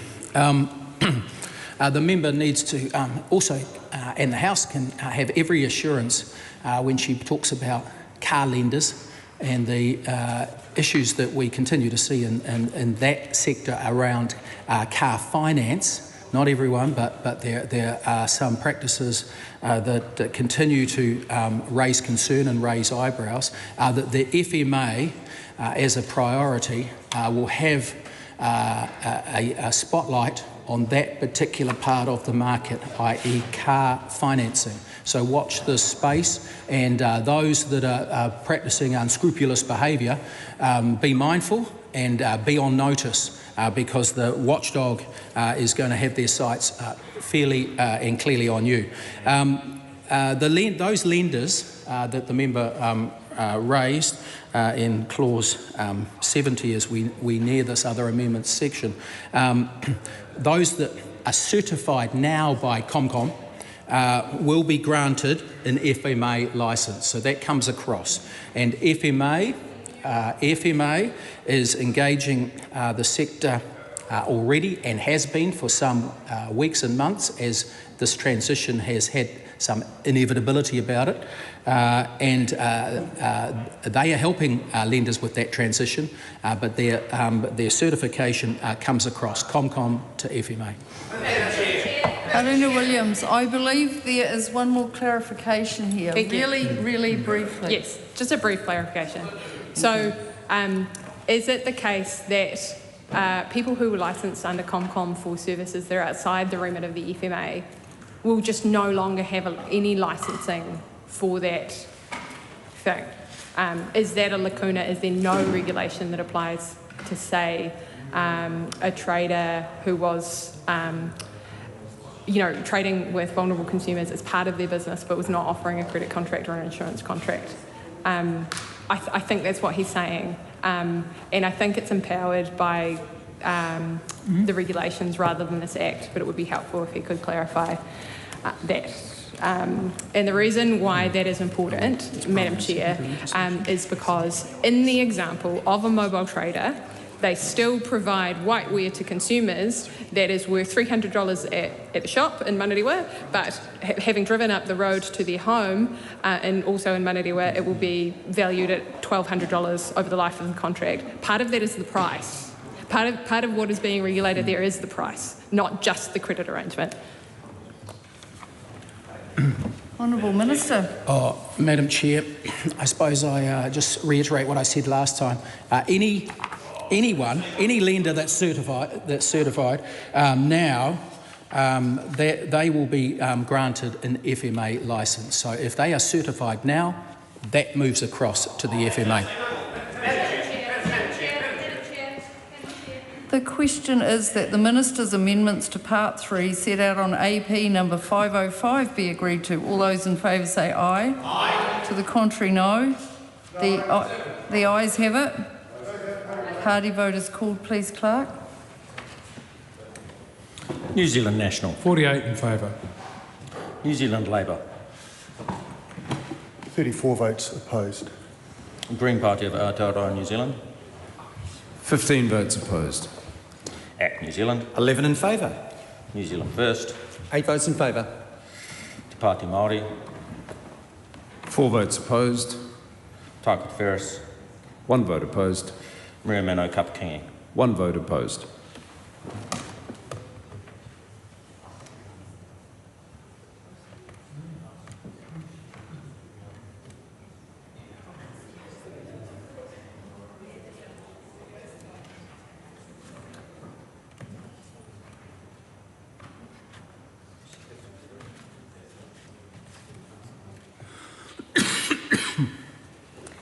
The ayes are 67, the noes are 55. The question is agreed. The question is that Part 3 as amended stand part. All those in favour say aye. Aye. Contrary, no.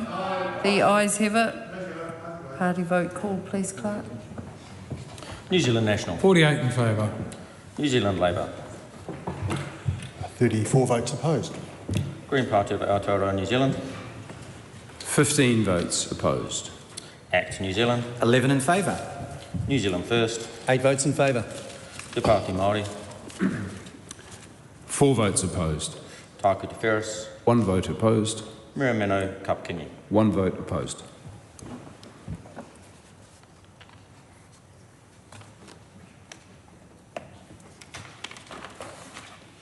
The ayes are 67, the noes are 55. The question is agreed.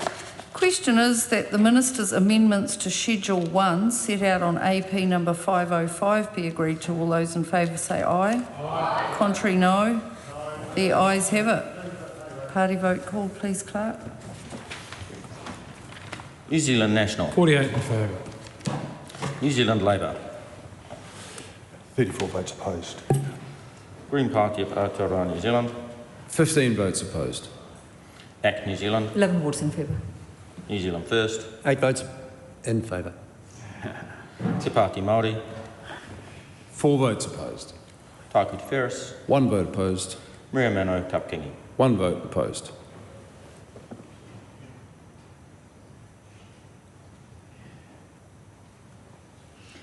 The ayes are 67, the noes are 55. The question is agreed. The question is that Schedule 1 as amended stand part. All those in favour say aye. Aye. Contrary, no. Ayes have it. Party vote called, please, Clerk. New Zealand National. 48 in favour. New Zealand Labour. 34 votes opposed. Green Party of Aotearoa, New Zealand. 15 votes opposed. ACT New Zealand. 11 votes in favour. New Zealand First. 8 votes in favour. Te Pāti Māori. 4 votes opposed. Tāku Te Ferris. 1 vote opposed. Maria Mano Kapakingi. 1 vote opposed.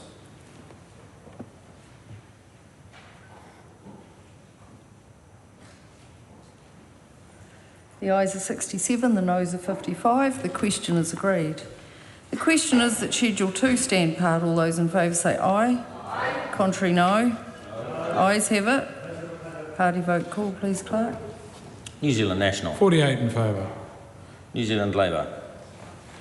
34 votes opposed. Green Party of Aotearoa, New Zealand. 15 votes opposed. ACT New Zealand. 11 votes in favour. New Zealand First. 8 votes in favour. Te Pāti Māori. 4 votes opposed.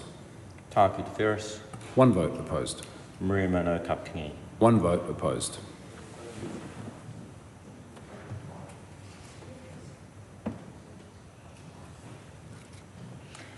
The ayes are 67, the noes are 55. The question is agreed. The question is that Schedule 3 stand part. All those in favour say aye. Aye. Contrary, no.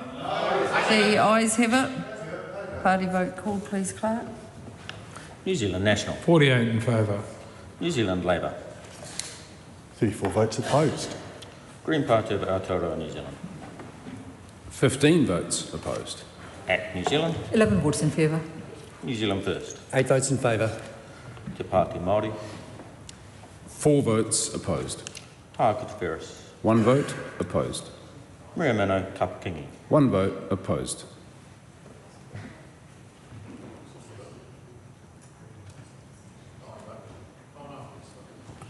The ayes are 67, the noes are 55. The question is agreed. The question is that the Minister's amendments to Schedule 4 set out on AP number 505 be agreed to. All those in favour say aye. Contrary, no. The ayes have it. Party vote called, please, Clerk. New Zealand National. 48 in favour. New Zealand Labour. 34 votes opposed. Green Party of Aotearoa, New Zealand. 15 votes opposed. ACT New Zealand. 11 votes in favour. New Zealand First. 8 votes in favour. Te Pāti Māori. 4 votes opposed. Tākutu Ferris. 1 vote opposed. Miramano Kapakingi. 1 vote opposed.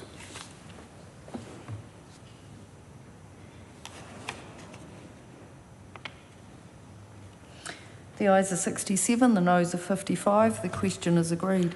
The question is that Schedule 4 as amended stand part. All those in favour say aye. Aye. Contrary, no.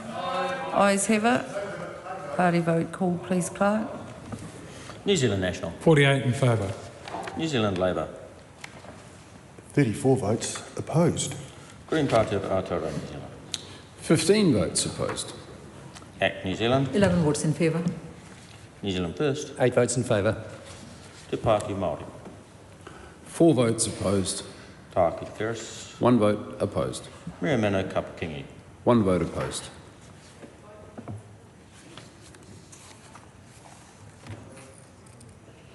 The ayes are 67, the noes are 55. The question is agreed. We now come to clauses 1 and 2. This is the debate on title and commencement. Arlena Williams. Thank you, Madam Chair. This bill has had many ways of referring to it, and so I want to propose to the Minister some different ways that he might consider renaming it. The Credit Contracts and Consumer Finance Amendment Bill speaks to the original intent of the bill, which was cross-partisan, to ensure that stricter protections were in place for consumers and their credit arrangements, that ordinary people getting lending from then corner store lenders knew that they were getting a fair deal and that their contracts would be relatively pro forma, that the same sort of trading and professional requirements would be in place for whoever they went to, whether it was there, whether it was to the bank, whether it was to the car lender. This bill is a departure from that. Not only does it step back a number of key provisions, it also had a role in undermining New Zealanders' sense of trust in what the government was willing to do to accommodate the wishes of some of the biggest lenders in New Zealand, who are meant and do profess to have consumers' best interests at heart. The decisions around this walk back things like directors' liabilities and duties to ensure fair conduct within their institutions. It removes the penalties for directors and senior managers to undertake due diligence and to ensure that lender compliance with the CCCFA and attendant personal liability are walked back. These are changes which will have a long-lasting impact and go beyond the sensationalist part of what this bill intended to do in the first place, which let me remind you, because that is my intention, to change the bill's name to the Credit Contract and Consumer Finance Forgiveness of ANZ and ASB Debts Amendment Bill. This was a bill which was introduced to the House with the intention of reaching back in time in a period of 2015 to 2019 when lenders had gotten it wrong and were now in the position of owing thousands of customers who were ordinary New Zealanders debts which had accrued at that time. crystallised debts that existed between customers and their lenders. And this bill made it explicit that it applied to a live litigation between ANZ and ASB, which is now, for the most part, at the first hurdle been decided and in one case settled. It only backed away after significant public pressure and legal criticism. And that legal criticism was that when we undermine the rule of law in this way, consumers do not benefit. That everyone should have a consistent ability to know the law and for it to be knowable, and anyone should be able to follow it in the same way. And what was changed during that 2015 to 29 period was that the Banking Association, I've got it here, the submission to the Ministry of Business, Innovation and Employment on the discussion paper, section 99, 1A of the Credit Contracts, Consumer and Finance Act 2003, they began to seek to change the government's mind. This is dated December 2016, and they said these penalties are too harsh. They will result in thousands of dollars being owed to consumers. But the reason for that law at the time, Madam Speaker, was because the key government had decided in 2014 that it was fair to do so, that you needed strict penalties to be in place for the banks to ensure that they kept their records very clear and that their disclosures were So we're fair. having a history lesson here. We are on title and commencement, and I think the members mentioned title once. That's right, Madam Speaker. And I'm trying to find my Speaker's rulings, which ensure that the debate on title and commencement is a wide-ranging debate. Yeah. And the only provision... It's getting a little wide-ranging, okay? It's important that we are able to have this wide-ranging debate, Madam Speaker, because this is the context, and indeed exactly what the law says, was a forgiveness of that debt. That has been changed, but it is still, this bill will go down in history as the bill in which Christopher Luxon's government attempted to forgive the debts of ASB and ANZ. It is known widely in the market and in industry as the ANZ and ASB debacle that has been managed by 2 Commerce Ministers and now a 3rd, and will be a stain on this government's record for consumers. A government that professes to be able to have harsher penalties just a few weeks ago for credit and for offerers of consumer services when they get things wrong. And yet this flies in the face of that. This was a bill that was designed to forgive those debts when they actually mattered and when they had actually crystallised. Will we be back here in 10 years again debating a very similar thing? I hope we have learned our lesson. This is why we should rename the bill Credit Contracts and Consumer Finance Forgiveness of ANZ ASB, so we never forget what exactly this cost New Zealanders in terms of their trust in government.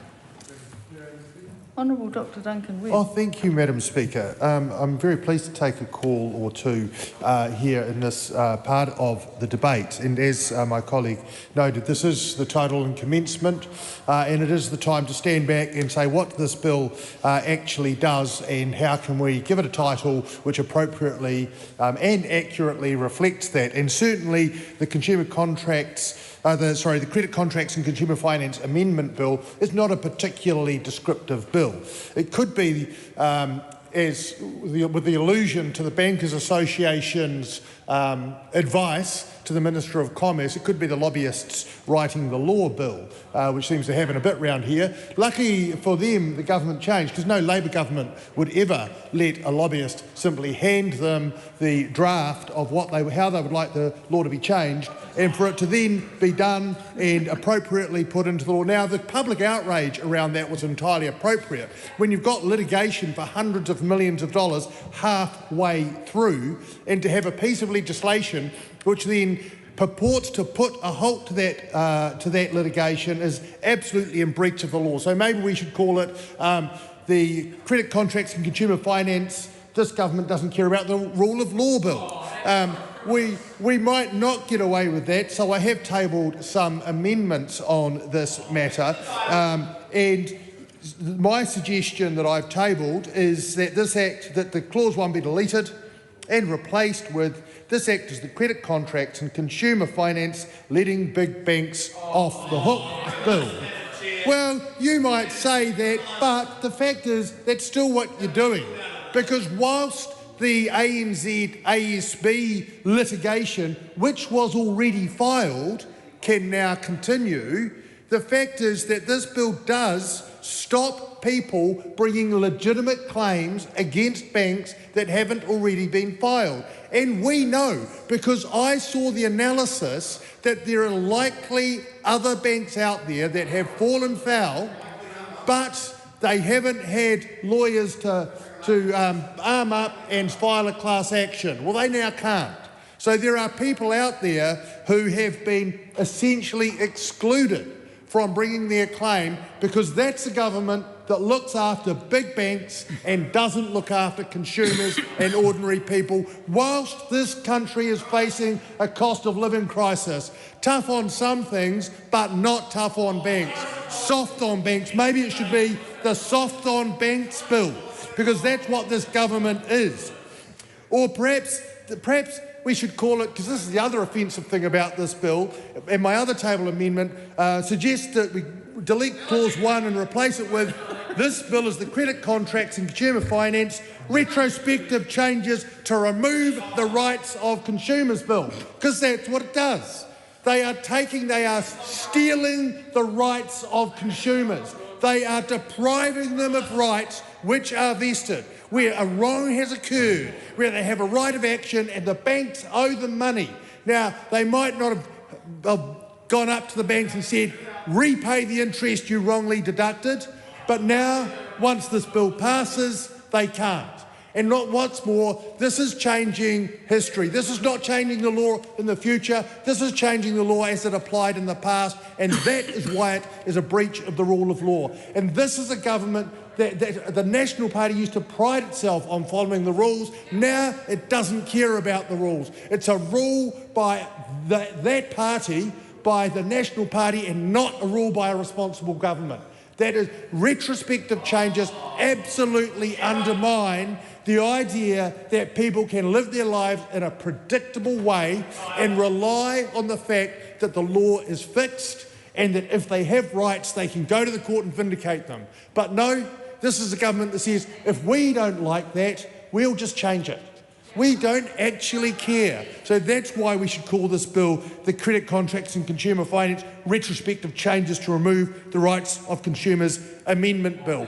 And that is the kind of thing that this government does, because it really doesn't care about consumers. It cares about looking after its big mates. And we've seen that across the House, where we've got climate change looking after Fonterra and Z Energy. We've got banking and finance legislation looking after big banks, and that's exactly where this government looks to its friends, not the friend of the consumers, the friends of big business, and that's why we should change the title of this bill. Aruna Williams. Thank you, Madam Chair. Speaking to the amendments on the table, I want to further invite the Minister to consider the title Credit Contracts and Consumer Finance Buy Now Pay Later Amendment Bill. This is a serious amendment which I am proposing to him, given that the peppered history of decisions made by his government in 2022 related to the status of Buy Now Pay Later. 2024 related to Buy Now Pay Later. Buy Now Pay Later is an important part of this bill. This was an opportunity to get at least greater clarity around the arrangements for Buy Now Pay Later. And when I refer back to the September 2024 Cabinet paper, the Minister wrote to Cabinet, I have heard concerns from Buy Now Pay Later providers that complying with the CCCFA's default fee provisions, which are in sections 41 and 44A, would constrain how they calculate and charge default fees to an extent that they could put their business in jeopardy. This was a minister who was concerned and had heard from two players in the market who try to compete with other lenders, particularly those lenders who focus on more vulnerable consumers, so have higher interest rates. And he was worried that this would cost them their business. And so the exemptions around Buy Now Pay Later and the provision in the bill which basically removes them and then requires some calling in power for the FMA to regulate them at all is a move to make widespread changes to the buy now, pay later regime in New Zealand. This is different from Australia. It is different from European jurisdictions. It is different from the UK. We are an outlier in the way that we are treating this kind of lending simply because it was a decision which was made policy-wise, frankly, around a cabinet table which was divided on this. And so this, one of the biggest contributions that this bill will make is a legacy of cheap lending to young people that was not even showing up on their credit score until it was too late, until it was a big, scary debt that had been sold to Bay Corp or another kind of provider, or was being weighed up in the family accounts by a financial mentor who was giving advice on how to choose between Weet-Bix and the rent. This is a serious problem for young people in New Zealand, and this bill is, frankly, peppered throughout it decisions about policy which change the buy now, pay later provisions. The CCCFA's default fee provisions limit default fees to reasonable amounts directly related to costs incurred by the provider due to the default. That is a provision which this minister has chosen to exclude from buy now, pay later providers. Buy now, pay later providers don't have to play by the same rules. They are excluded by this government's policy decisions, and it is peppered within this bill. There is no other place that in the world where they have this much free rein. I am not suggesting that this bill will be called the Credit Contracts and Consumer Finance Buy Now Pay Later Free Ride Amendment Bill. I am suggesting that we be clear that this bill makes serious changes to this regime which will have long-lasting effects. And let me be clear, we will be back here debating fairer rules for buy now, pay later under a national government or a Labour government. This is a fringe view that ministers on that side of the House are barracking me about, that the ACT party campaigned on and held your ministers to. This is not what you believe, let alone what most New Zealanders believe. This is unfair, and we should be clear that buy now, pay later will have an impact intergenerationally. More and more young people are using this product, which frankly is a credit contract, but this government doesn't have the guts to say is going to cost us all. Personal lending in New Zealand is greater than government debt. If we are worried about the debts that we owe, we should be worried about the personal debt that is accumulating at the household level. Household resilience in debt is an intergenerational crisis. It will affect all of us. We all owe more because of bills like this, which make it easy for internationals to come here and lend cheap credit to vulnerable young people. This minister hasn't taken a stand, his party hasn't taken a stand, but this is not what they believe in. They should have done it in this bill. They have failed to do so. We have given them amendments which they should have done. The minister should respond. Honourable Cameron Brewer. Madam Chair, what we are seeing here is a relitigation, particularly around us rightfully fixing the retrospectivity aspect of this legislation. We are seeing a relitigation of Part 1, which we missed out on this Committee of the Whole because there was no one in opposition to take a call. And so we're relitigating Part 1 that didn't happen, and that was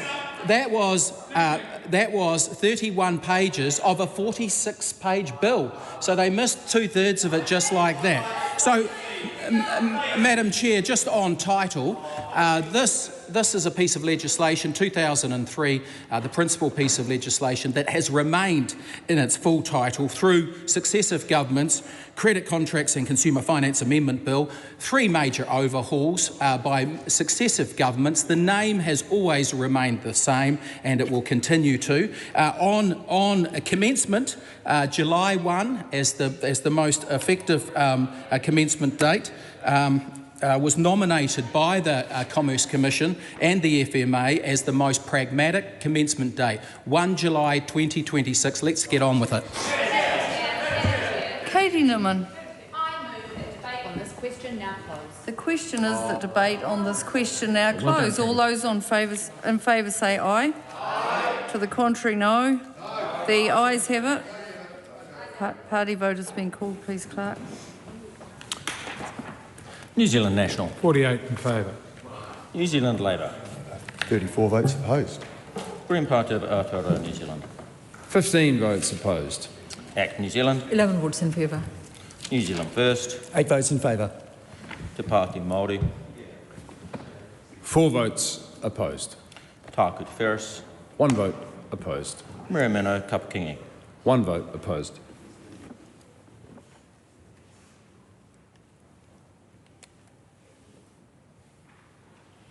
The ayes are 67, the noes are 55. The question is agreed. Honourable Dr Duncan Webb's two tabled amendments to clause 1 are both out of order as not being objective descriptions of the bill. Be careful, Mr. No, you could make a point of order, but saying, oh, that's rubbish. Well, I thought I should make a point of order to perhaps give some more content to perhaps slightly intemperate remark. Look, I think you should. I think you should withdraw the remark. But I don't need any further context. This has been discussed, and the two bills are both out of order. Well, Madam Chair, I'm entitled to put to you that they are not out of order, and in particular, I would take issue with the clause. So, Dr Webb, I've ruled your two amendment papers. Well, I don't want to ask to recall the Speaker on the matter of a title, well, but that is totally up to you. But Dr Duncan Webb, I've ruled your two tabled amendments are out of order. Could you enlighten me as to why calling a bill the Contracts and Consumer Finance retrospective changes to remove the rights of consumer amendment is out of order as not an accurate description of the bill? I have ruled your two tabled amendments out of order, Dr Webb, and I'm going to carry on with the voting. Thank you. The question is that clause 1 stand part. All those in favour say aye. Aye. To the contrary, no. No. The ayes have it. Party vote call, please, Clerk. New Zealand National. 48 in favour. New Zealand Labour. 34 votes opposed. Green Party of Aotearoa, New Zealand.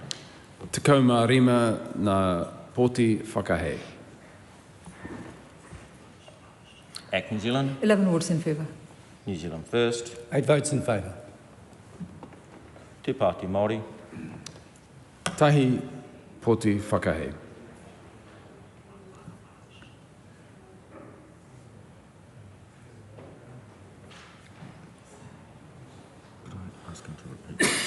Could you please repeat? Tahi poti whakahe. Thank you. Tāku Te Ferris. Tahi poti whakahe. Maria Mino Kapakingi. Oh. Tahi poti whakahe. Yes, you're right. I need to correct the vote, please. The first one for Te Pāti Māori should be 4 votes opposed. Yeah, thank you. My apologies. Thank you.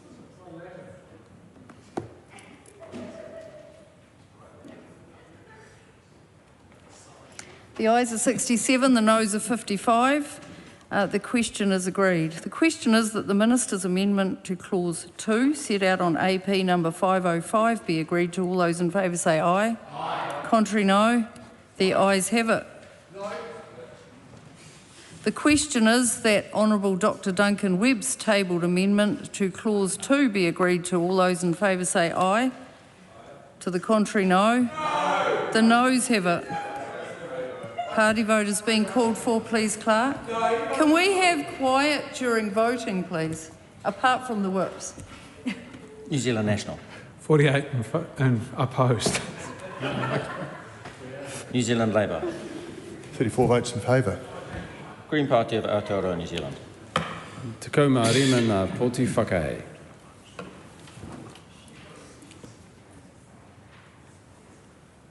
ACT New Zealand. 11 votes opposed. New Zealand First. 8 votes opposed. Te Pāti Māori. 4 votes opposed. No. Yes, 4 votes opposed. 4 votes in favour, pardon me. Tāku Te Ferris. 1 vote in favour. Maria Mino Kapakingi. 1 vote in favour. Thank you.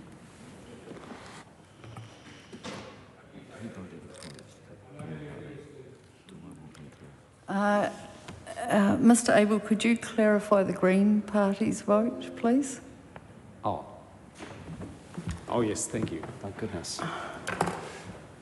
Te kauma rima na poti whakahai. Whakahai.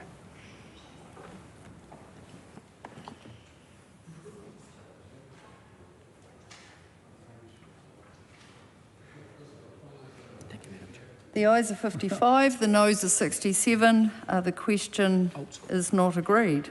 The question is that clause 2 as amended stand part. All those in favour say aye. Aye. To the contrary, no. The ayes have it. Party vote called, please, Clerk. New Zealand National. 48 in favour. New Zealand Labour. 34 votes opposed. Green Party of Aotearoa, New Zealand. 15 votes opposed. ACT New Zealand. 11 votes in favour. New Zealand First. 8 votes in favour. Te Pāti Māori. 4 votes opposed. Taku Te Paris. 1 vote opposed. Ria Mano Kapkingi. 1 vote opposed.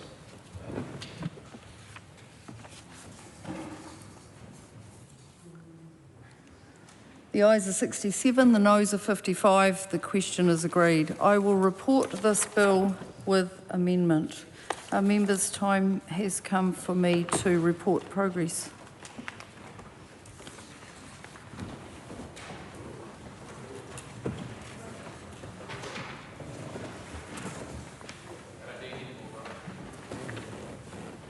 The House is resumed.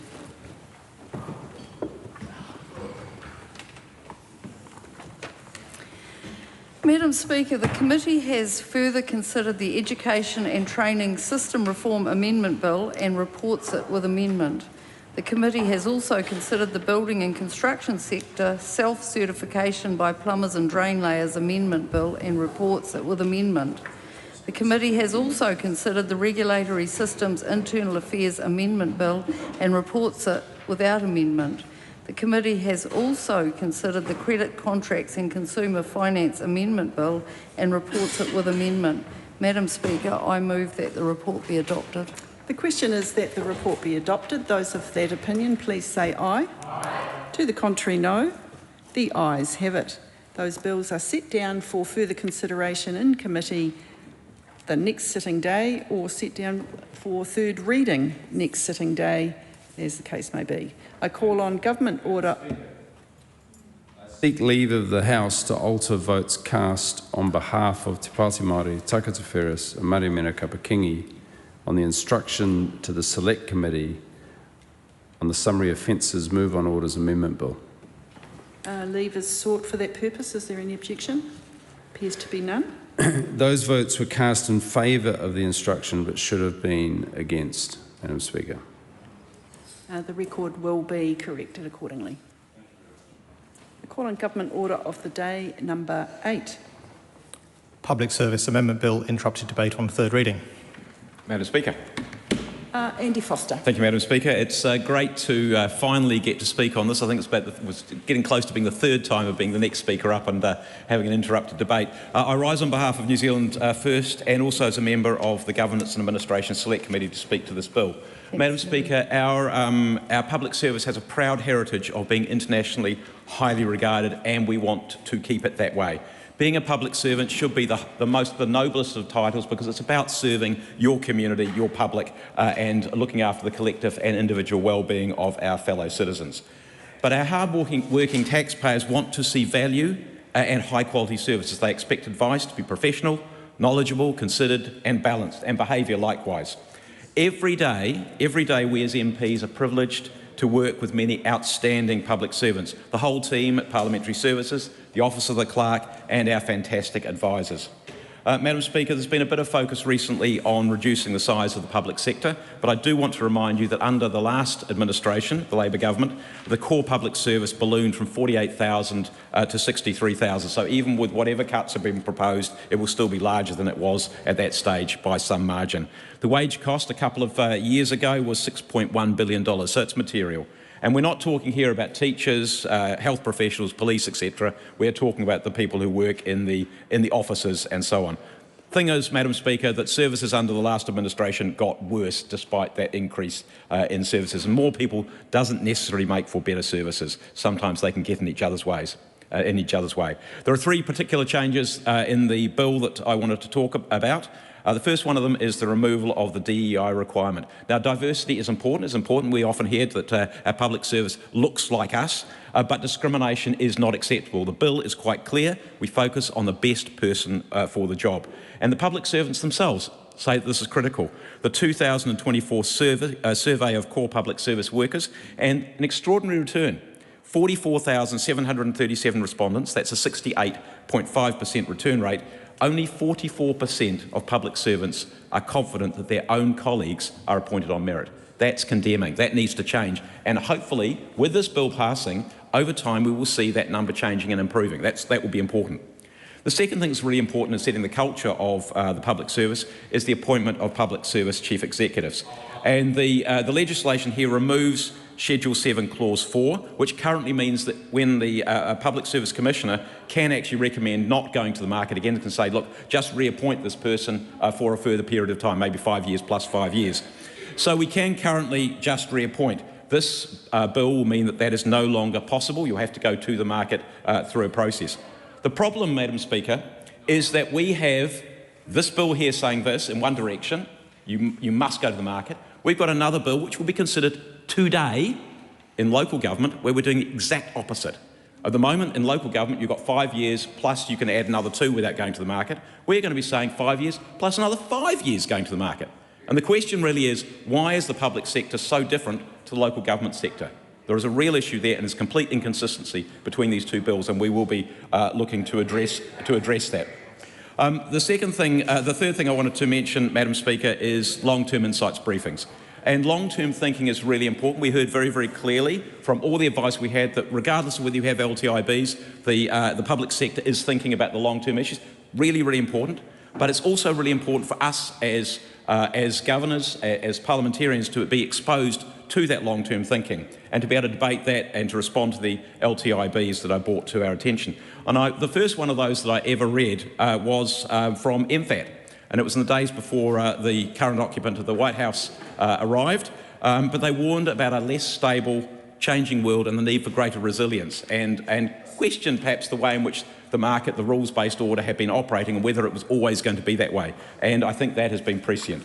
Now, currently, Madam Speaker, every single agency is required to, or a large number of agencies are required to produce an LTIB. Some of those are excellent. Some of those have got big things to think about, but some of them don't have as many major issues, and they kind of feel like they're a little bit of make-weights. And it's also a two-stage process, which is quite expensive. So now the bill will be requiring only one LTIB to be done by DPMC. We had quite a lot of discussion about this in the Select Committee.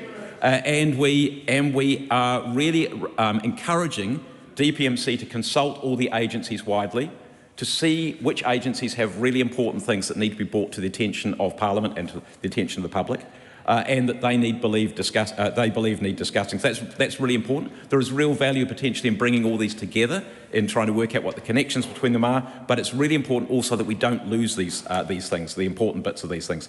So the Select Committee has also recommended monitoring the value of that single LTIB, and I think that is very, very important. So, Madam Speaker, those were the three things I particularly wanted to draw your attention to. One of those will be being followed up with the Systems Improvement Bill later on today, and I commend this bill to the House.